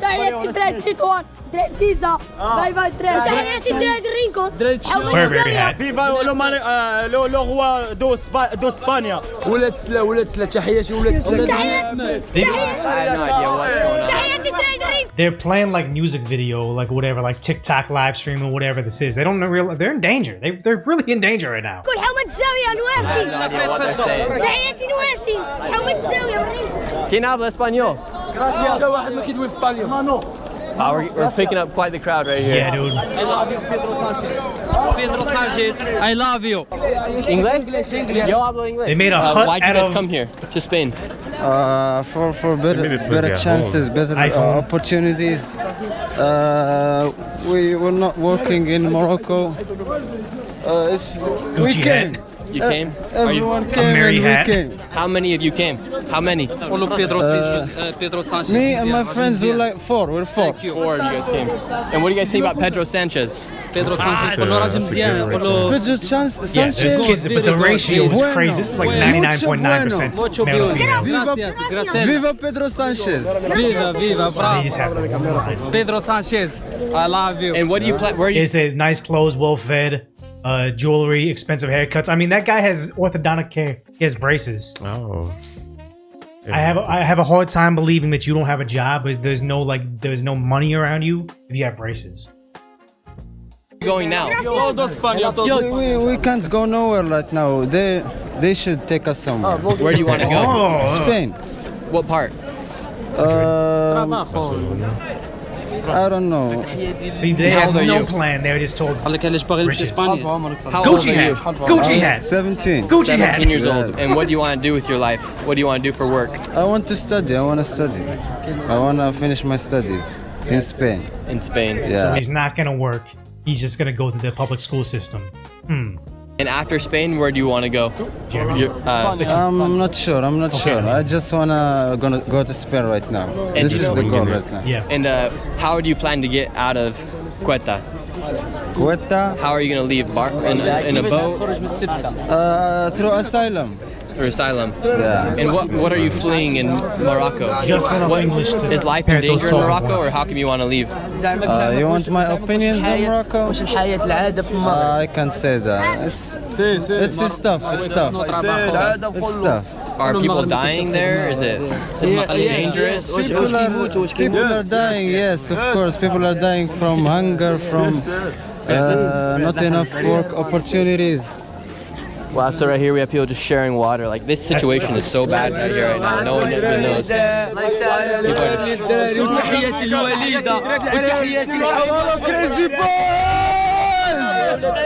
doesn't want to help. That doesn't make me want to go to our public schools. English? Oh, how are you? Good. Where are you from? I came from Paris. You came from Paris? Yeah. Okay, all right. You're a journalist? Yeah. And what do you think about what's going on here? It's horrible. It's very bad. It's very bad. Very, very bad. So this is a humanitarian crisis. I don't know.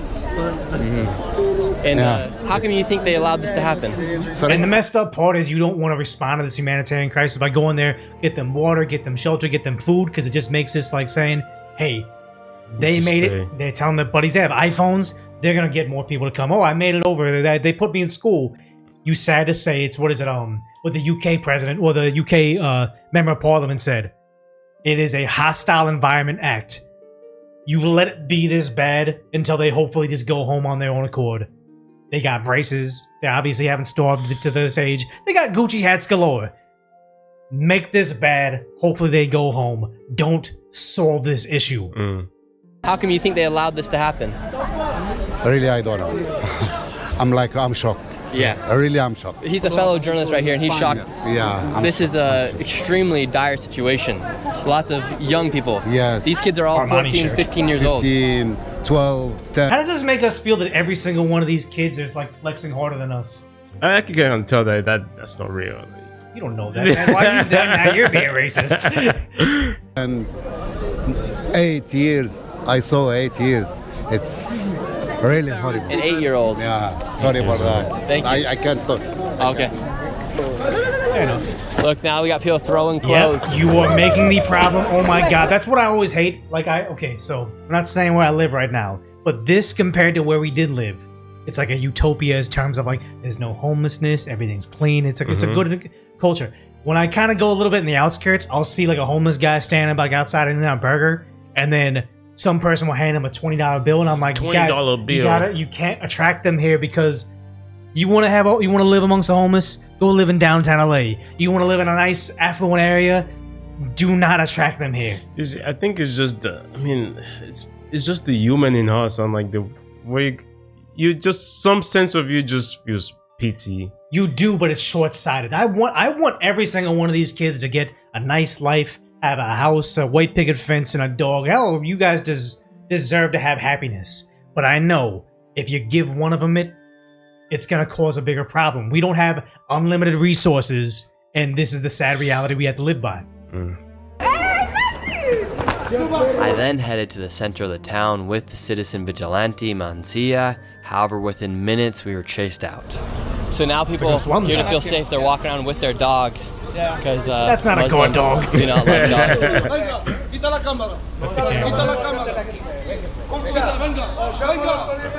Running.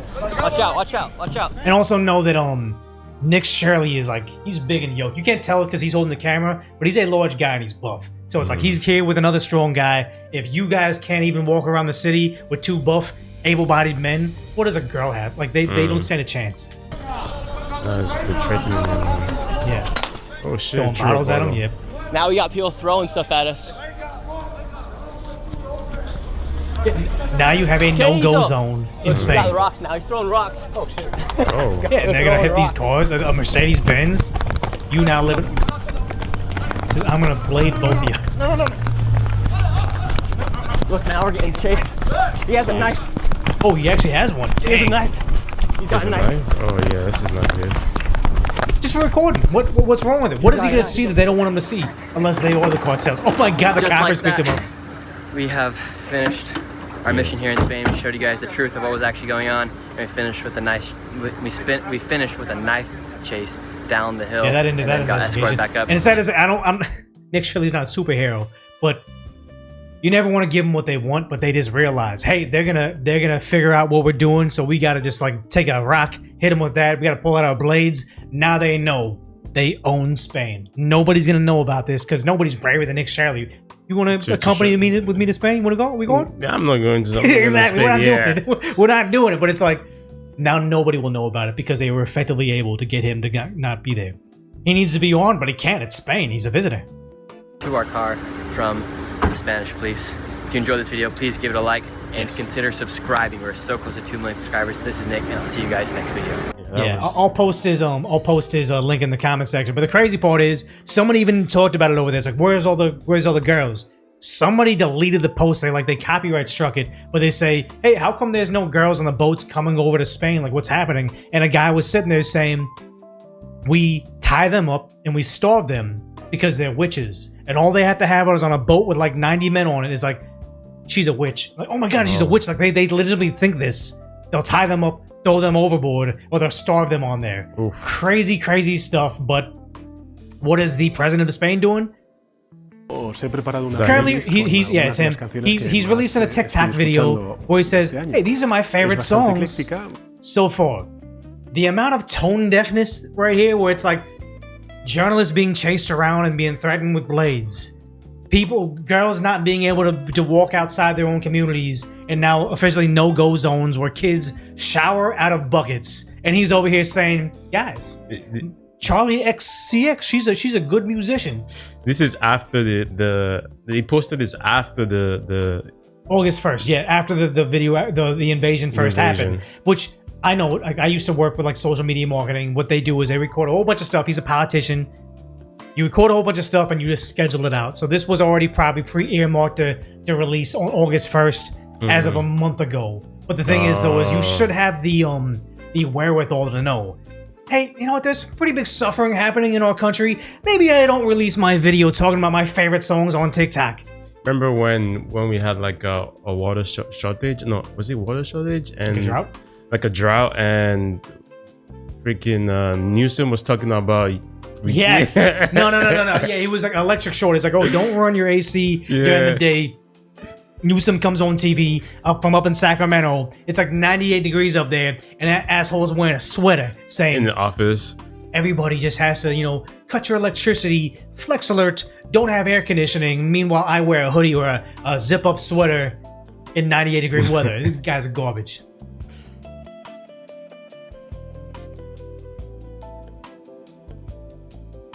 The Witcher 6? No, it's sad because, like, I remember when I first met you, when it was like, I would consider Nigeria, not first world, but probably like developing nation, maybe not third world, but you were telling me about like back home, there's still like witch doctors. Like, you guys have modern medicine, but you will still see a witch doctor that has like shrunken heads and shit. Yeah. Like, there's still like, again, there's like different religion, but the main one is Christian, Muslim, and traditional.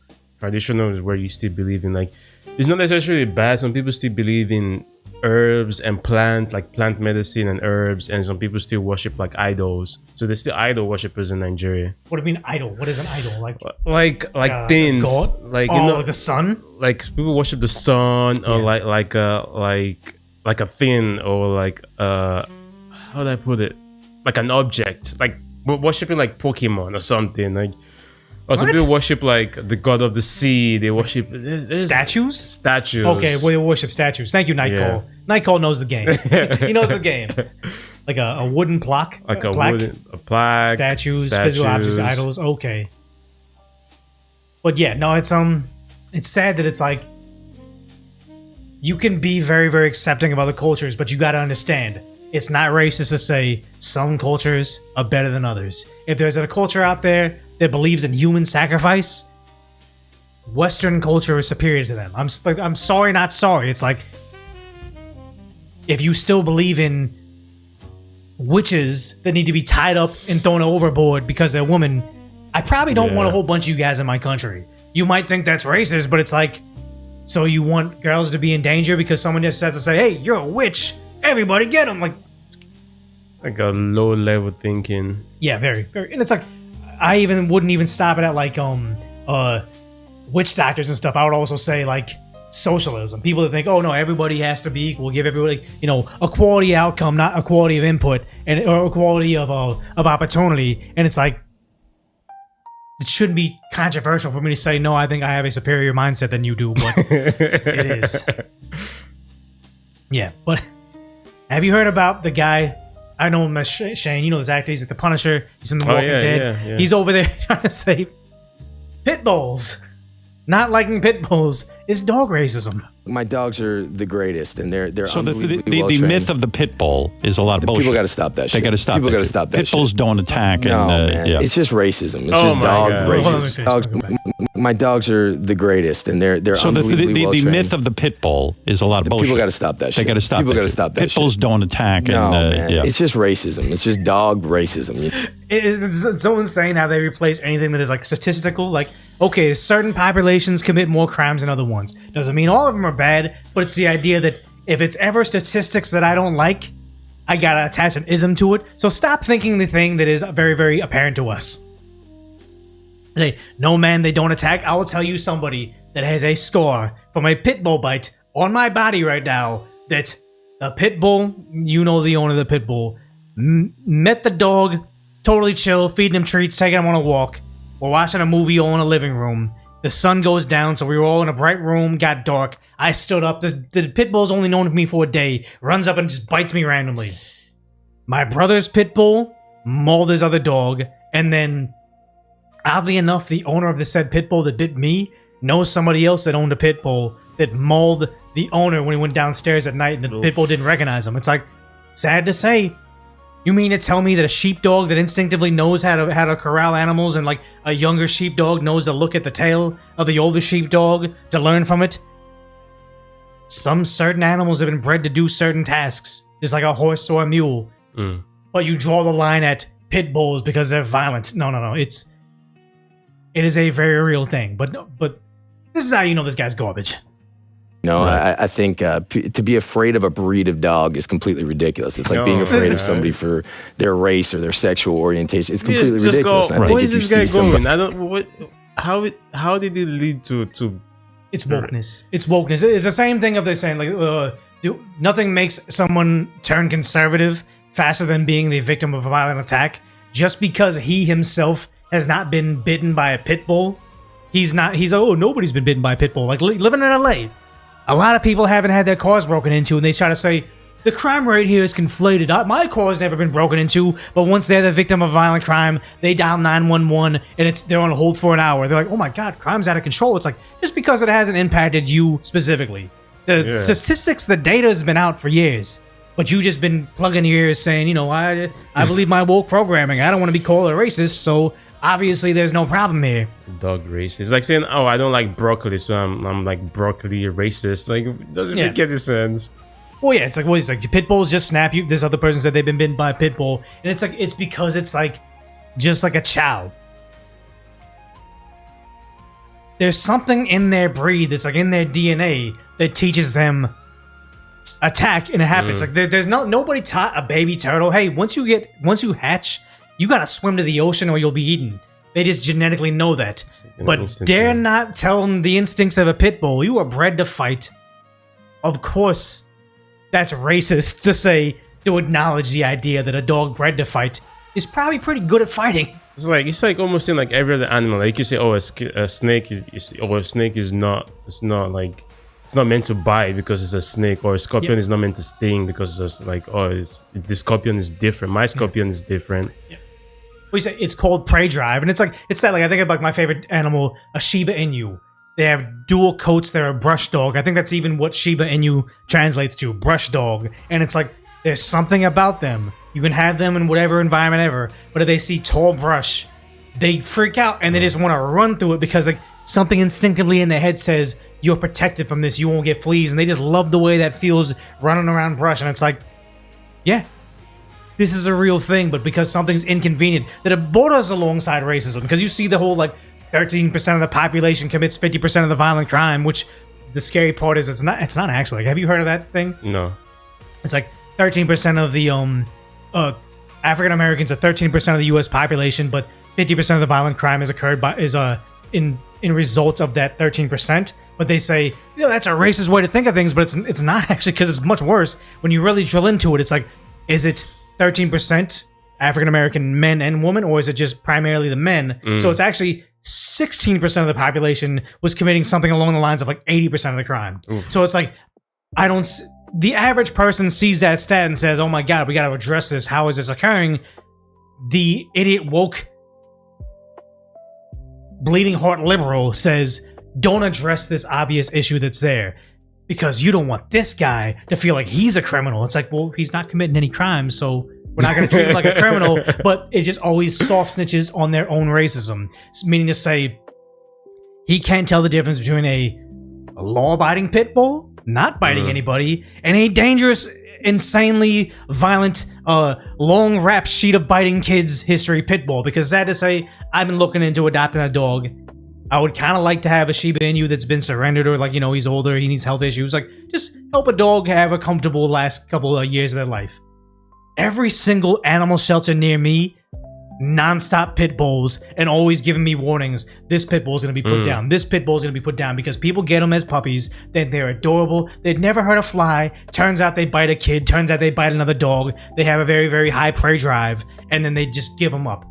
This little level of ignorance saying, I'm so woke, I don't want to call pit bulls violent, or the reason that there's like essentially a pit bull death row in every single city's animal shelter countrywide. Yeah, most pound dogs are pits.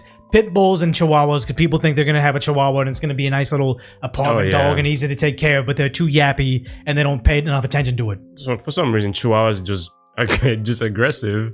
They just want to just bark and just attack you for some reason. And the thing is always like, part of it is chihuahuas can be aggressive too, but nobody's really afraid. I was like, I'm not a racist for walking around the street and seeing an unleashed chihuahua and being like, maybe he bites me and he draws a little blood, but I'm not going to be harmed. But if I see an unleashed pit bull, my heart rate's out the roof. I'm compared to like the muscle mass, the size, and those things have capacity to tear you out. You can kill you. Like the fact that they can lock their jaw. Like, who was the woman not too long ago? I think she was walking her own 2 pit bulls and they mauled her to death. And it's like, or was it somebody had 2 unleashed pit bulls and mauled her to death? She was an older lady. See, I think that the people killed the other dog or something. I've seen clips of pit bull attacking the owner, and the owner just can't. They can't control it. Yeah, there was a video that went viral not too long ago of the I think she had a what was it dog? It was a larger breed dog, and their dog was barking at somebody else's dog, but it was so strong it was pulling her off her feet, trying to chase the other person's smaller dog. And it's like, yeah, if you can't control your animal, I understand you're a small 100-pound female living in the city, you want a guard dog, but it's like, if you can't control your dog from not eating another animal or biting some kid, you can't have it. Look, if a pit bull bites you, it's gonna suck. You know what I mean? But they're no more likely. This is Oops. It's like, oops. like Seth Rogen saying, yeah, you live in a big city, your car gets broken into, that's gonna suck. It's like, look at you casually brushing off because you a large, muscular male. If a large pit bull bit him in the arm, it's going to suck, but he's probably going to live. It's like, yeah, oops, sorry. But if you are an elderly woman and you come across somebody's unleashed pit bull that hops a fence, you're probably going to die. Easy for him to say, yeah, it's going to suck to live in a city when you're insecure. It's like, yeah, because just because you're not scared and you're equipped for defending yourself, this is like the whole 2A thing of like a president saying, get rid of 2A for everybody because I'm constantly scared by people with 2A. I don't mind you being at risk because I don't want to be seen as dog racist. Bite you than a Chihuahua or any other breed of dog. And it probably has more to do with who owns them and how they were trained. Yeah, I think that a lot of knuckleheads, unfortunately, are attracted to that breed of dog. And to me, you know, when I see some wannabe gangster getting pulled down the Venice Beach by his pit bull, and I'm like, you feed that fucker, and he's pulling you down the, you know, to me, that's not. Did he just try to attack dog racism by inferring people racism? Just. Oh my god. Manly or strong at all, you know. I think you got to train your dog. My dogs are the crazy greatest. Thing is how agreeable the people interviewing him are. They're not actually telling him the entire. They're not stating their own opinion. They're just agreeing with what he's saying. Oh yeah, because he's the star. Howard Stern has since been kind of falling off. I mean, I'm sure he's got a nice deal with Sirius XM, but it's like no one's looking at Howard Stern as like a thought leader. He's just kind of there. Slowly losing relevance. But the crazy part is you have somebody over here saying like, oh, John Barenthal says fear of pit bulls is dog racism. But then this guy, he's a dog trainer saying, hey, this is the reality. Welcome back to Bluegrass this beautiful July afternoon. I'm out with Max. Max is about a 5.5-month-old pit bull mix. And for the rest of this video, we won't talk so much about pit bulls exactly. We'll just talk about big square-headed dogs because all of the big square-headed dogs kind of have at some point in their origin story ancestors who were bred to fight other dogs or fight game animals or training's the key, engage in some other. The key, but you can't take out instinct out of a dog. Like just like they're herding animals. Like you can train your border collie to be a lap dog all you want, but if they see stuff that needs to be corralled in it, they're just gonna snap to it and go. You can train your golden retriever to be a lap dog or to be a cat all you want. Raise the golden retriever to be around cats so they don't chase them, whatever. But as soon as you throw a ball, as soon as they see a duck, they're going to chase. It's their instinct. You can't train something out of their DNA. Like it's sad to say, it's like trying to make somebody on a non-voluntary vegan. You're still going to smell a steak and being like, my God, that's delicious. I need that. That's just biology. Type of exhibitionary violence. Okay, and so just to jump right to the end of this video. Seems like a nice dog, but yes, it is the breed. Okay, it might not be the specific breed that follows the bloodlines as they're outlined in the breed registries. Okay, but it's the type.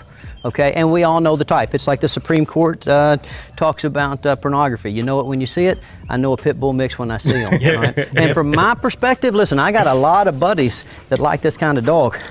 And they really generally don't have any problems with them because they never forget what kind of dog they are and they manage them in a way that's appropriate for the type. But somebody just sent me a video, news story, where a lady had a dog like this and it killed her baby. And she was there. She watched it happen and she couldn't control the dog. Right? Okay. So people. Nobody's saying that like a Shih Tzu can't do it. I remember a story when I was growing up, a Shih Tzu, it was like an aunt and uncle were babysitting the baby. They put the baby on the bed and they were like getting diapers or something. The Shih Tzu got very jealous that there's this new baby in the house. Shih Tzu, small dog like this big, hops on the bed, just bites the baby's head off. Like, it just goes away. And it's like, it's a terrible, horrific story. It's like, some dogs are bad. They have the propensity to do stuff. But if I needed to physically stop a Shih Tzu from ending a baby, I could. If this specific dog was trying to end a baby, I'm probably going to lose that fight. Probably, because their jaws lock and everything.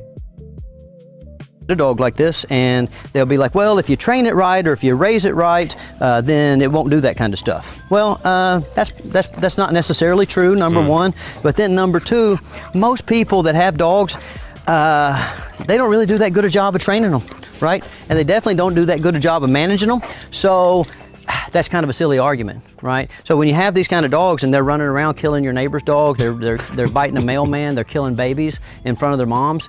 And the crazy part is the reason they don't want to say like, oh yeah, pit bulls are dangerous because of the racism. They're trying to equate a pit bull with you, and it's like they're trying to be woke, but it's like, wait, are you trying to compare a human being to a beast? Because that's when you become really, he's soft snitching on himself. I'm so woke, I'm not trying to be racist. Nobody was comparing it to that. It's the same thing with what was it? The thing that happened after monkeypox. They tried to say monkeypox was racist, and I'm like, how is monkeypox? No, monkeypox has no affiliation with race unless you yourself have affiliated. It's like you're snitching on yourself. You just have to accept the fact that like people don't need to have this kind of dog really, because most of the time they're not going to learn to train them right, they're not going to learn to manage them right, and a lot of times they're just going to literally lack the physical capacity to manage the dog if it doesn't want to be managed, right? So for a guy like me or you know, people I'm friends with, they can have all kinds of mean dogs. They can have tigers and lions if they wanted them because they're willing to do what it takes to manage the dogs. But for normal people, these types of dogs are very dangerous, and the negative externalities related to owning this type of dog, in my opinion, it's not fair to externalize that type of risk onto your neighbors, and you shouldn't do it. They can't control it. Now, that being said, sometimes people will bring me a dog like Max, and I'll help them, right? Bite him. And I believe that Max is going to grow up and have an awesome life, and he's going to be a great dog. And a key part of him growing up and being a great dog is not only am I going to teach his owners, how to train him, how to manage him, how to keep him socialized, okay? But I'm never gonna let them forget that dogs like Max have the potential to engage in violence that results in severe trauma or death. Let's just call it what it is, right? If this dog gets away from its owners, if they, for 1 minute, let their guard down and they don't keep in mind that this dog is capable of extreme violence. But also the idea that these dogs have a disproportionate propensity to turn on their owners. Like, pretty much all the dog bites, except for me, that I know, pit bull bit their owner. And it's because they just didn't recognize their owner, and they're just defense dogs. They're fighting dogs. And it's like, you can train it all you want. They're still... The turtle's always going to swim to the ocean. Then they could potentially have trouble. I think this guy just pretty much said what the other guy was trying to say. Like, yeah, we know it's a cool dog, it's a pretty dog. It's you know, it sometimes he could, you know, be a best friend, but at the same time, he could go after you as well, which is a very good point to stay, rather than just saying, oh, you're racist because you don't like pit bull. I think it's just he's acknowledging the reality of it. It's like, if I want to be a two-way owner, I need to be able to say I can do it responsibly, but there's lots of dangers included in this. I need to have it very, very locked up, stored safely. If I'm ever going to go to a range with people, like how much of the guidelines did we go with? Like, you know, it's like there's a big responsibility on having this thing. It's like, if you're gonna sit there and say like, oh, you know, I'd never do this thing, so nobody would ever do this thing. It's like, you're just trying to what is it called? Flatten the issue so you can be the good woke person. Yeah. You hear pure breed now, you should laugh. Gotta run you 25K now. I don't know what that means. Yeah, sounds like they're bred to fight by breeding out their capacity for recognition. And sad part is like with all the dog fighting rings out there, breeding that animal to be as violent as possible. It's just like, you know, a thoroughbred horse. You just only... What is it? You only selectively bred the winners, and the winners were winners because they're willing to do more violence. Yeah, it's a modern world. Most people are too distracted out of touch with nature to handle such a dog. I know plenty of people that just get a dog as almost a expensive accessory. Like, oh, I want to have a Doberman. I want to have a pit bull. Not because they know anything about the breed. It's because they think it is a pretty thing to have. It's like a fashion statement. They say it's the most expensive Funko Pop, like Hassan Piker with his dog that he would have in the corner all the time. He didn't really care about the dog. I don't think he cares about the dog at all. We're going to get more into his dog ownership abilities in a brief moment, but just the idea that it wasn't about I'm an animal lover. It's about I'm like Dexter Morgan from Dexter, that HBO serial killer thing, where it's like, I think it makes me more relatable to have this very expensive animal. I'm going to have it, but I'm not going to go through the emotions of actually taking care and rearing it correctly, because he's out here making the stupidest points ever. You know, high school transgender athletes participating in high school competitions. This is not a real issue. This is not an issue that it is a real issue, because did you see the girl that was a wrestling? I don't think the girl knew she was wrestling in high school, a transgender athlete, and the transgender athlete basically awed her in the game. You see her, it's you can't show the video on here, but they're wrestling, and you know, wrestling is kind of like a weird up close thing where you get whatever. But the person was using their hand and putting it in places that they don't belong, because I think it was an assault. But apparently there was a big cover up. The school didn't address it. I don't know the most about the story, but it's like he's trying to brush aside something. Like he has ignorance to how bad this issue is. It's not necessarily, you know, the track athlete, like he ran in the men's division and now dominates the women's division. But it's also like in volleyball, where the transgender male to female athlete spiked a ball and give a girl concussion or shattered her skull. It's like she's just not prepared for that amount of speed. Like you think of men's baseball versus women's softball. There's a reason the ball's even bigger, the field is a different size, but the women have to wear a essentially like a football cage around their face, because they're not going to react fast enough to when the ball gets hit back to them. It's like reaction speed's different. It's just science. We're not looking at. Just stated the differences between a man and a woman. Yeah. It's like it's real, but he's sitting here saying just because it hasn't been impacting me, and I think Trump is bad no matter what, I'm willing to sacrifice the many girls across America for my point. Impacts any American in a significant manner. It does. Right? Doesn't impact you, but you know, that's all you care about is you and your 9/11 poster in the background. It is a clearly purposefully concocted narrative that was focus tested by the Republicans in an effort to make that the key fixture of American politics. Well, Donald Trump did it. Well, because the Democrats know in their internal polling that they need to dump the trans argument, because most middle Americans don't like it. They don't want to be on that side. But he's so extremely on the other side. Trump has to be wrong no matter what. He can't let it go. He banned transgender athletes. Did that help you? Do you feel better now? Do you feel like your life is improved in any significant manner? Yes. Of course not. No, because it was always bullshit. It was always a fucking distraction. A very violent one for the tiny minority of transgender people. So the protected class gets to be protected, but then the other, because I would openly admit there are victims of violence in the trans community. I wouldn't say who's the perpetrator of that violence and who we need to address these issues about, but it's just because he doesn't care when it's a young JV or varsity girl getting harmed, because he doesn't care about that. He only needs to have his talking points. It needs to be right. It's horrible for them, but it's not good for you.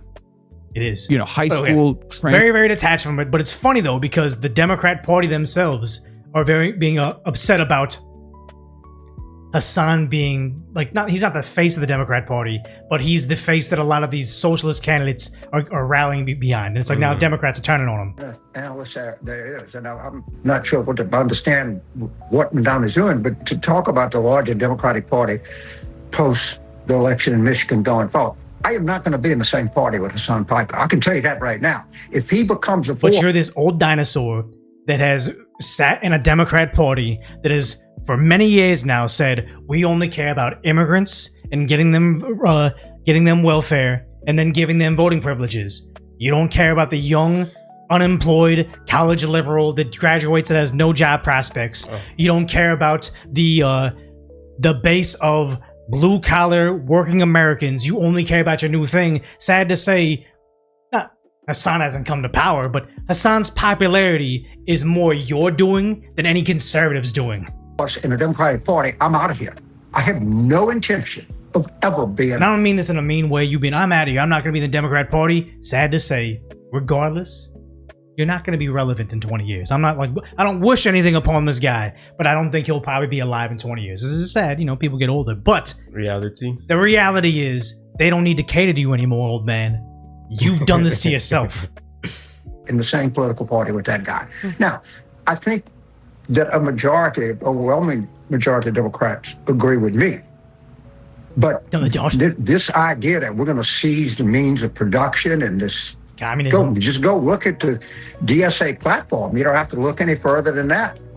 And you know, Jaggy, maybe the two-party system is just going to be under tremendous stress here in the coming months. I mean, you see it in with Tucker and Martin Taylor Greene, and on the Republican side, you see it going on right now. And I can't sit here and tell you for certainty how this is going to turn out. But the one thing I can tell you for certain, Hassan Piker and James Carville are not going to be in the same political party. One of us is going to leave. It might even be me. It's going to be because you don't have any pull. Hassan barely has pull. But the sad part is you have like Francesca Hong. She's like running for, I believe, governor. But she's now campaigning with him. We don't got to watch this whole thing. But it's like, yeah, Democrats and the Democrat Socialist Party of America are now hitching their ride to him. So he's running for a political seat? No. He's a political strategist. He's a talking head. Okay. He's been like a not Fox News. He's just been a political strategist. He's just been on the internet or whatever, on Fox News, CNN, whatever. But then you see this, and it's like DSA, the Democrat Socialists of America. It's like Karen Bass, Nithya Raman. Okay. Los Angeles. One of their cornerstones of beliefs is putting China first. Like, how is this a thing? And again, the dinosaurs, he's done. They're getting replaced by the Chinese party. China. The New York Post reporting, quote, members of Mandani's DSA pledged to support and defend China. Yes. The pledge says, quote, survival of Chinese socialism is a crucial matter. They need Chinese socialism to work, quote unquote, because they can't push it on you if it's not working anywhere else. Other promises, government subsidized housing, free college, Medicare for all, and a shorter work week. Is this immigrants in general, or just are they trying to... What is this? What is this agenda for? This is like Democrat socialists feel like the old school Democrat Party. Your Kamala Harris, your Joe Biden has since turned their backs on common American working class, working age people, right? Because they largely have. So they say, we're going to cater to the new Democrat Party by saying, we're going to give you free housing, free colleges, we're going to give you free health care, we're going to make you work less, and we're not going to enforce the border laws. Think about a lot of the people we know in LA. They want all these things, not understanding that one, it can't work, and two, it can't work. Like, it's just like they're promising them the world, and they can't deliver on it. But if you're that naive, you're gonna vote for this shit. And abolishing ICE, among other things. Hugh Hewitt, host of the Hugh Hewitt Show and Fox News contributor. Hugh, welcome to you. Good to have you on this morning. Now they're calling to support and defend China. How is it that this group, Democrat socialists, are getting this kind of support? This new CNN poll, I'll put it up on the screen, shows that a third of Democrats now identify as Democrat socialists. China. The New York Post reporting, quote, taking over the party. That's why Carville, you're irrelevant. But the craziest thing about Hassan, you might not have seen the video, but I had the video on the decoy voice channel, the main channel, about how Spain got overrun. We just watched a little bit of this early in the stream. Got overrun by 60,000 people crossing the Moroccan border into Spain. And Reddit had a crazy narrative saying this was Trump's doing. Other people on Reddit saying this was Putin's doing. But here comes Hassan going back to a good old hit of his where he just keeps on saying this is his talking point. Earlier, you mentioned Morocco. What do you mean Israel caused it? Israel and America it's always them to him. Got the Moroccan government to send like 40,000 people into Spanish-administered territory. 60,000 by their reports. It's not even on some conspiracy shit either. Like the New York Times is openly covering it as such, you know what I mean? It was classic Israel in the way that they did it, in the shameless way that they took ownership. It's kind of funny. I think that's either a Gucci ring, maybe the Tiffany ring. I think he's wearing the Cartier ring. I think that might be a Gucci ring, matching all those guys we saw going into. Over it, that even the fucking New York Times was like, okay, well now we have to investigate what's actually going on here, you know?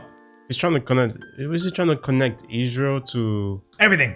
This is all their fault. I genuinely wish I had a very simplistic worldview, because sometimes you watch a story, you don't have anything to say because you're just not well versed, and you're like, okay, cool. Take it at face value, knowing the media typically lies to us. But if I had, like what he said, he always says, oh, your North Star is this, your North Star is that. Life would be very simple if I had that, like, what is it? I think it's called gangbusters mentality or gangstalker mentality, where it's like, no matter what, I'm sure they do good things, I'm sure they do bad things, I'm sure they do, you know. But if I just said, I'm just going to be like, I don't know, like North Korea is against me or China's against me, they're stalking me. Every time I pull up a video about wildfires, immigration, healthcare, homelessness, drug abuse, I'm like, guys, China did it because XYZ. I could have this schizo way to connect the two, and it would make commentary online or filling stuff up online very easy, because you're going to find a population of people out there that are too also racist like you, and it's like, you may be right in certain aspects, but the simple fact that no matter what happens, it's their fault makes your credibility go out the window. How is everything Israel? I don't know, man. It's not my damn fault. It kind of is. He hates his chat. He hates his chatters so much. New York Times said Morocco did it. But did they say Israel told them to? No, they didn't. But Israel took ownership over it. So they did? I'm skeptical that Israel and the U.S. got Morocco to do it. It seems like something Morocco did on its own. It is. It does. Really? Morocco's done it in the past. This guy. That's why he won't debate that other guy. There's another streamer out there that's very popular that keeps on wanting to debate him. Actually, I think he crashed his live event, and he had to cry to the event organizers to kick him out because he's too afraid of having a two-way conversation with someone that's more well-versed into it, because, sad to say, he'll always accuse you of being inside a hug box. But in actuality, he cannot survive without beyond his hug box. That's why he's oftentimes said he's sick of chatters, he's sick of Twitch. All he wants to do is go be a college professor. So it's like, it's one thing for me to say, hey, we're streaming to like 2,000 people across platforms right now. These are 2,000 individuals on the planet that like me enough to share their afternoon with me. That is very special. Some of these people are going to disagree with me, and that's good to have a healthy disagreement with these people. But he's saying, I got 40,000 people that want maybe 10,000 people that want to watch my live streams. But honestly, the people that love and adore me, to spend their very finite time on Earth with me, that's not enough adoration. I want to only be surrounded by people that get into a very, very high exclusive liberal arts college and are paying an exorbitant amount of cash, probably mommy's cash or the federal government's cash, to come see me. That is the barrier of entry I want of only people around me. It's like, you only want your biggest of fans to have access to you because you cannot fathom the idea that you're wrong about something. Never to this degree. And not only that, but also they were doing it while American envoys were there. They were doing it after the American government literally signaled that they want Morocco to do it. Come on, dude. Israel also posted about it. Like, Israeli envoys posted about it. I posted about it. I'm not responsible. Really?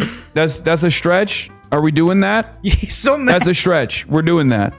Like, this isn't like Israel killed Charlie Kirk. That's a fucking ridiculous conspiracy, which, again, if you want to believe that, fine. I don't. But this is... There are varying degrees of engineering that takes place when it comes to foreign policy. Different tools, different pawns. I don't know if Israel had much to do with this. They'll take advantage of it, but Morocco has done this before independently. You carefully cultivated a group of psychos online to watch you, and even if your hyper-left psychos are disagreeing with you, you may have gone too far. No, but never to this degree. And America directly had an involvement here. Okay? How? This is yet another circumstance where Israel and America are... I'm sure if you spanned how in the chat, you can. You're just going to state a point like that and not prove it. And not back it up. By conveniently ignoring all the information to the contrary. Because they have the same opposition. They have the same international enemies. It has a lot to do with Spain's relationship with Algeria. And it has a lot to do with Spain's attitude against America, against NATO, against America's actions. There's no talking points here. It's no facts. It's just like, guys, He's sources just saying whatever he's just saying. He's just talking. Trust me, bro. In Iran, and also Spain's statements against Israel as well. He's making a very bold. He's saying something. He's making a very bold statement, or I don't want to say accusation, but he's not backing it up. Well, the thing is, though, I see this as an invasion. This is like an act of war, sending all those other people over there to decimate your economy and cause violence. I see it as an act of war. They didn't come armed, but they did. For him to pin that on America and Trump, to say, "Oh, this is their thing," it's like now you're saying we're at war with Spain, essentially. But again, these aren't actual talking points. The funnier part of it is just the face of the Democrat Socialists of America. Somebody, what was it? On CNN said he abuses his dog, overthrowing the establishment. The juxtaposition between Carville and Piker is very interesting to me. Carville's a guy who's won, I don't know, hundreds of political campaigns in America over 30 years, 40 years. Hassan Piker is an influencer who abuses his dog on camera. And he's very popular with a certain fringe bunch of people. Are you aware of this, about the whole him shocking his dog? Yeah, you talked about it. Yeah. Right? Yeah. People out there, but he doesn't care if the Democratic Party succeeds. I'm assuming he wins if the Democratic Party loses, and he's saying I'm so, because notice he didn't say dog shocker, because still can't prove it. I think the reason his buddy cut him off is because he found evidence. To my understanding, he found evidence that he did in fact shock his dog, and I still believe it. I can't say it with certainty. He's like, I'm gonna sue this guy, but he's like, no, he didn't say sue or shocked. He said abused. And there's that old video compilation of his dog Fish that randomly passed away very, very early. And it's like, we can't play the video because he genuinely is abusing his dog. He's like tearing it by the tail. He's threatening it. It looked like he had on the collar, like a raw part underneath his collar. It's like, no. Even minus the very high likelihood that you were electrocuting your dog, trying to make him a very expensive Funko Pop in the corner and keeping him in frame. Even without that being confirmed, we can still comfortably call you a dog abuser because what you've done on stream to your previous animal. Yeah, allegedly they're all laughing about it, yeah. But I mean, it shouldn't be a joke what he did to that poor animal, but here we are. Yeah, Hassan says he knows he can't sue because he just expose him more. I mean, I think he's saying something off the cuff. Even though I only stream for 2 to 3 hours a day, twice a week, I say some stupid stuff because you're just riffing, filling up time. He's probably throwing on the word sue. He's not gonna go with it. It's not. How's he gonna prove it? Yeah, exactly. You want to go to discovery on that thing? I don't think you want to. But this is one last thing over there. Over in New York City. The rich people voted for Mamdani, and he immediately turned on them. Because if you own property in this town, he knows exactly where you live. The city just posted a searchable list of every homeowner on the hook for his new tax. Names, addresses, 30,000 of them. So doxed him, saying, hey, here's your address, here's where you live. He said that to the public? Yeah, he put it out there because like I have a new tax about homeowners that need to pay for all our garbage initiatives, fast and free buses. We got to pay for our government-run grocery stores, all the stuff that they're like underwater for. So wait, is he increasing like their property tax on homeowners? Yeah, he's making the rich pay their fair share, but then put it online, essentially like a hit list because we gotta watch the rest of this. Socialist mayor handing out a Rolodex of the rich. Yes. In a city that just watched a CEO get gunned down on the sidewalk. Sounds like a hit list. The healthcare CEO got shot in the back. Yeah. So it's like they know they hate the rich. They know they got psychos on their side that do very violent things. And then the communist mayor goes out there and says, "Here's where they live. Here's their names. Search it." You got a problem with it? Go pro. He put like a Joker move. He really did. Test. It's what the city's there for anyway. I think one of the bedrocks of our city is protest. It is something that has been a part of what makes our city so special. New Yorkers trying to push the rich out can express themselves whether they are in support or in opposition, no matter on whatever topic. Like he's pretty much like a Joker at this point. It's just anarchy. Well, I think knowing him, statements I think his wife made about 9/11, how he is, I think that he's not there to make New York City socialists or to improve the lives of poor people or even immigrants. I think he's specifically here to destroy America. That's all I see it as. He said what do you call it? The bedrock? What did you just say? The bedrock of America protest. He wants people to protest. Yeah, he wants violence to occur in the way I perceive that. And cocktails, appetizer, because but then, so people that voted for him, like this guy right here, he was straight up saying like, I voted for him and he betrayed me because he's like he's a financial guy. I forget his name, but he's a financial guy. But he's like, I can't believe he betrayed me because he put my address out there. Oh no, you voted for him and campaigned for him, and now he's put you in danger. Then the party that's notorious for harming the rich is now harming you, the rich. And I've been doxxed. Oh, Scott Galloway. You've been doxxed. What? Tell me. So I don't know if you've heard, but Mayor Mamdani has decided to release a list of the 950,000 residences with addresses and names that might be eligible for his pied-à-terre tax. I came out in favor of this tax. This is the definition. He's taken a legitimate source of tax revenue and he's turning it into a wanted poster. And because the party you like hates the rich. It's baked in the thing. Eat the rich. That's what they want to do. And now he's like, wait, it's actually real now. It's actually real now. Now they know where I live. It's like, I don't want to sit here and laugh like, oh, you voted for it, you get it. But it's like, these idiots really think that like if you let everybody out of, a Rikers Isle, you defund the police, somehow you're going to be granted protection from all the violence that occurs.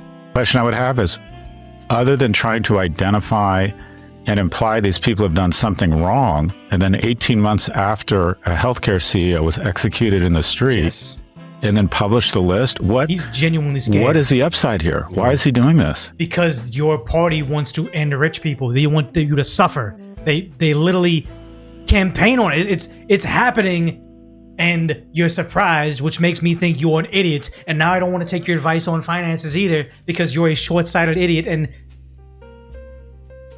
we're only realizing this now. The funniest part about this, though, is, we covered earlier, his grocery stores. Oh, we're going to be 30%, it's government run, 30% cheaper than the local bodegas, your 7-Elevens and everything. How are you going to keep people from taking advantage of that, that deal, basically? And I think that people are going to buy stuff. It's going to be 30% below market, so they're going to buy it there and then sell it themselves. They're worried about that. Because street vendors are getting out of hand over New York City right now. And is there going to be a limit on the number of items that someone can take that are discounted at that level from that essential basket? So our RFP makes very clear that this is a program for New Yorkers to be able to put food on the table, not a program for people to be able to make a quick buck through reselling. I'm going to pass it over to our EDC head, G-Pack, to add some additional details. Yes, if you look at our RFP for the operator, we are looking to make sure that we target New Yorkers, whether it be at sort of a library card-esque thing, and also we manage who's buying and that is focused on everyday New Yorkers. So we are mindful of that, and so we're going to make sure that we have all the things in place to ensure that that does not happen. How are you going to keep? How are you going to track? Except like you have like a membership card for specific people. That's what you said, an ID. So it has to be New Yorkers. You have an address there, we're going to give you an ID card. So essentially, like she said, like a library card. So you'll need an ID to shop in their thing. But in New York City, you don't need an ID to vote, to my understanding. Well, at least in California, you don't need an ID. It's illegal for me to ask you for your ID when you're voting as you, which is some scary stuff. But the idea is that's how far backwards New York City is. Or just the Democrats, socialists of America are right now. No ID to vote, ID to grocery shop at our store. And also, if you're a rich guy that supported us and donated to us because they need that sort of fundraising for their campaign, he is now going to give your address to psychos that hate rich people that are on the same side as you. Isn't just shooting themselves in the foot.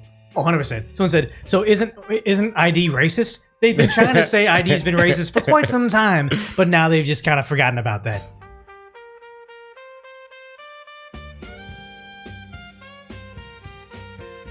Yeah, snow shoveling volunteers in New York City needed 2 forms of ID. I do remember that, where if you wanted to get voting or something else that was like at the same time simultaneously, you didn't need ID. But if you wanted to get a job and work over there, they wanted to make sure you had an identification on you. Yeah, animal farms. Some are less equal. They're really treating you like the cattle. So real quickly, let's cover some super chats on YouTube. Bite Deity says, look up Malcolm Caldwell. He was like Hassan Piker, praised Pol Pot and defended the guy, said the killing fields didn't exist, went on a Cambodia and met his idol. He was killed hours after meeting Pol Pot. That's actually terrifying.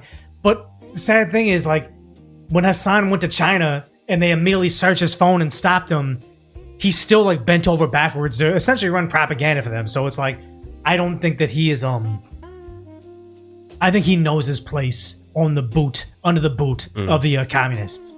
Bumbly Bumbler says, YouTubers make up 10% of the global population. We are the minority, kind of. Influencers are the new job. Like, I don't know if you know many young people. Actually, you just didn't meet somebody new. It's like, what does she want to be? She's in college, but all she wants to do is be an influencer. Same thing with like nieces and nephews. What do they want to be? It used to be rock stars and sports stars, and now it's influencer, TikTokers. It used to be like rock stars, a musician, or an artist. I think at some point, like being for like girls, being a makeup artist or like a beauty, it was a trending. Yeah, like it was trending for a while. Now everyone wants to be like a TikToker, an influencer, a YouTuber. Well, it's easy. I think Kim Kardashian, at least for girls, was the end of I want to be a pop star, because being a pop star is like singing, dancing, you know, having a six-pack because you're on stage in front of all the people. Like, it was a lot of labor, I think, and but also like kissing up to record execs and trying to get their songwriters or whatever to be, and then also performing at your local bars, and like there's a ladder to climb. To be a Kim Kardashian was like, or a that TikTok girl. She had a family there, like a reality show. Oh, JoJo Siwa? No, that's something different. She was a musician too. She was on like a Dance Mom show. I think South Park. Was it when you ever seen the South Park made an episode like that? I think I know what you're talking about. Or whatever. There was a TikToker big or whatever. All you have to do is just you hit the algorithm with the right way and the right thing. It's like you do lip syncing in a crappy dance, but you're like something that the algorithm wanted, and now you're a multi-millionaire. People saw that and like, I don't want to be learning scales and learning the guitar. I just want to be famous by default, and that changed everything. Not Tila Tequila. Tila Tequila was a different thing, because all I know is she had a brain aneurysm, came back, and she was genuinely a Nazi. Damn. A small Vietnamese, one of the first social media celebrities ever, had a brain aneurysm and came back as a Nazi. To my understanding, I may be confusing with somebody else, but it's like not a happy story. Logan says, none of these people look very impoverished. Some look healthy and ready to fight if told. Bringing the military and sending them out by force. They brought in the military, but the military was not allowed to do anything, which should pretty much terrify you in the idea that this was part of the plan. They wanted those people there, and they're not kicking them out. It's on purpose. It should be obvious that YouTube's rigged like everyone else, but here's the thing: is I would say, yes, the algorithm's against us. Like, it took a long time for Decaf Decoy had a hard time getting this verification checkmark. It was very dumb the way they played their games, but eventually I did get the checkmark. We did get validated. So, okay, cool. I still don't have my silver play button for this channel. Who knows why? But you want to say that everything's rigged as much as you can, or as much as you want, but it can't change the fact that Decoy Voice, recording in my shitty apartment in LA with my Blue Yeti microphone and my iPhone camera, we were able to hit 1 million subscribers. So, yes, it may be designed against us, especially during the COVID times, but it's not impossible to make it, because as long as you're speaking the truth and actually, you know, believe in what you say, you can still make it out. Justice for Decoy Silver. No, Justice for Decoy Gold. But back there, we have the YouTube Gold Play button, and I know people that, it used to be the silver play button was that size, and the gold button was huge. And what happened is, so many people made 1 million subscribers with shorts, which was they don't make any money at all. They had to shrink the gold play button. So I got ripped off and got the shorts play button instead of what I was entitled to, being a long form creator. And sad to say, I will never get that button. You're a comedian now? I mean, I should just do stand up, right? Stand up. Sell tickets. Yeah. Well, I don't know about that. Yeah.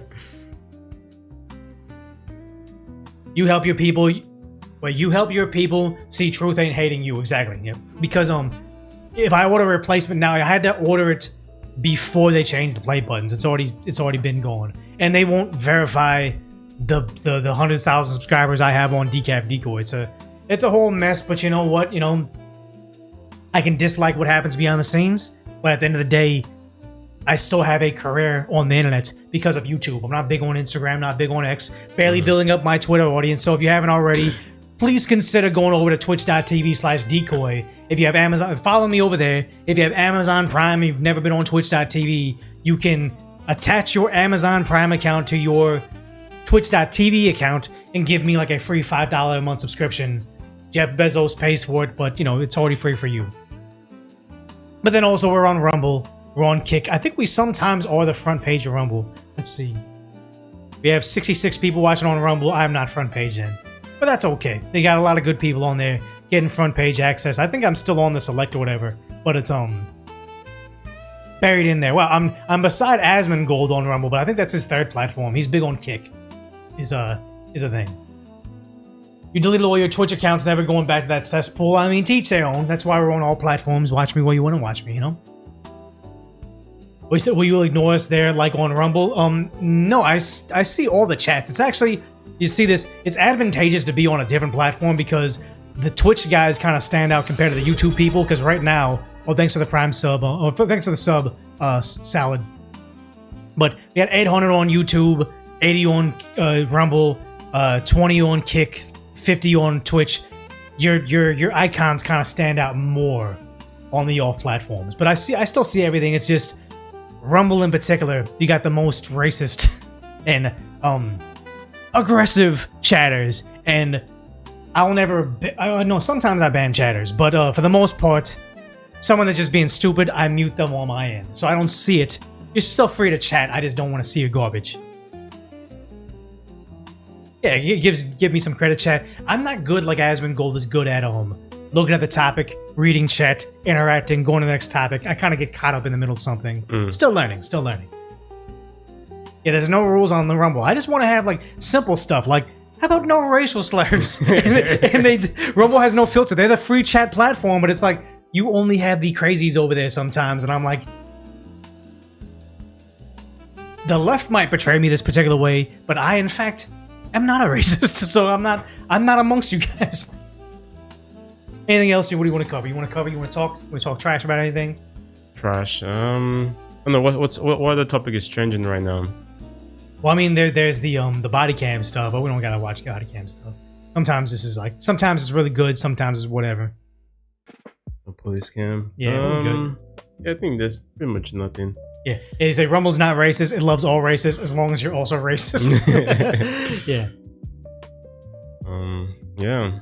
Yeah. I think I said from the AI investor guy that lost billions of dollars of investors' money, and he's only like 22 or 24-year-old.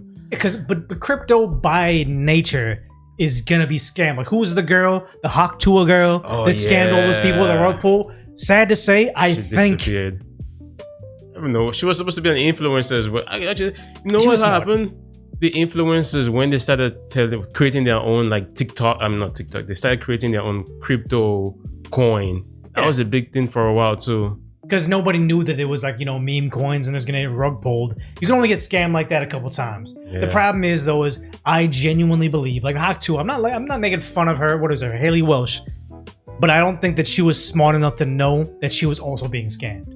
It was too foreign for her. She's like, oh, I can get paid $100,000 to do this thing. Because I say this often, like when you become an influencer, like my first brand deal, like today's video is brought to you, blah, blah, blah, blah. My first one was essentially a scam that was scamming me. Like, it's like I didn't realize that if you get 1 million views on a video and you sell yourself for essentially not what you're worth, they will try to take advantage of you and sign you in a long-term deal and like, own your channel. And that's basically what it is. It's like, there's no manual, there's no college course to being an influencer. And if there's a course online, it's from scam artists telling you, oh, we're gonna make you famous online. If you become to the point where you have like, 200,000 subscribers and people want to buy ad space on your channel, there's gonna be some good ones. There's going to be some pyramid scams. Like they tried to get me in a pyramid scam with an ad read before. But then also, there's like crypto scams, and there's people from other countries where it's like, it looks like it's American, it looks all good, but then if you open up like the back end of the email, all of the markup is in other languages. It'll be like in Russian or something. It's like, okay, so you got a guy in Russia trying to broker me a several $1,000 deal, and if something they don't pay me, what is my recourse? I'm gonna sue a guy in Russia?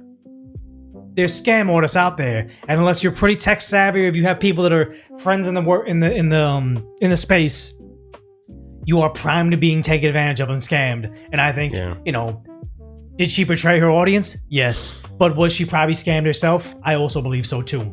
Sure. Yeah. You can hide code and graphic or sound. I don't know what this is. Are you talking about the flock cameras? I think flock cameras are scary. I think they're going to be misused like everything else. And sad to say, like AI, I don't think there's much you can do to stop it. They've decided on us. What are you going to do, You assume everything's a scam? Yeah, no decoy koi coins, no cryptocurrency. Like I say, if I'm ever in really, really bad situation and I need money, I'm not going to say, go to my cryptocurrency. I'm just going to say, hey, go to your savings account, withdraw all your cash, maybe behind 7-Eleven, and just give it to me straight up. Cut out the middleman. No scams, guys. The tracebacks. Yeah, no tracebacks. All right, so anything else you got good? That's it. Thanks for hanging out as long as you have. We'll probably be back on Thursday. Maybe not Thursday, maybe Friday instead. But yeah, around the same time. Thanks for hanging out, though.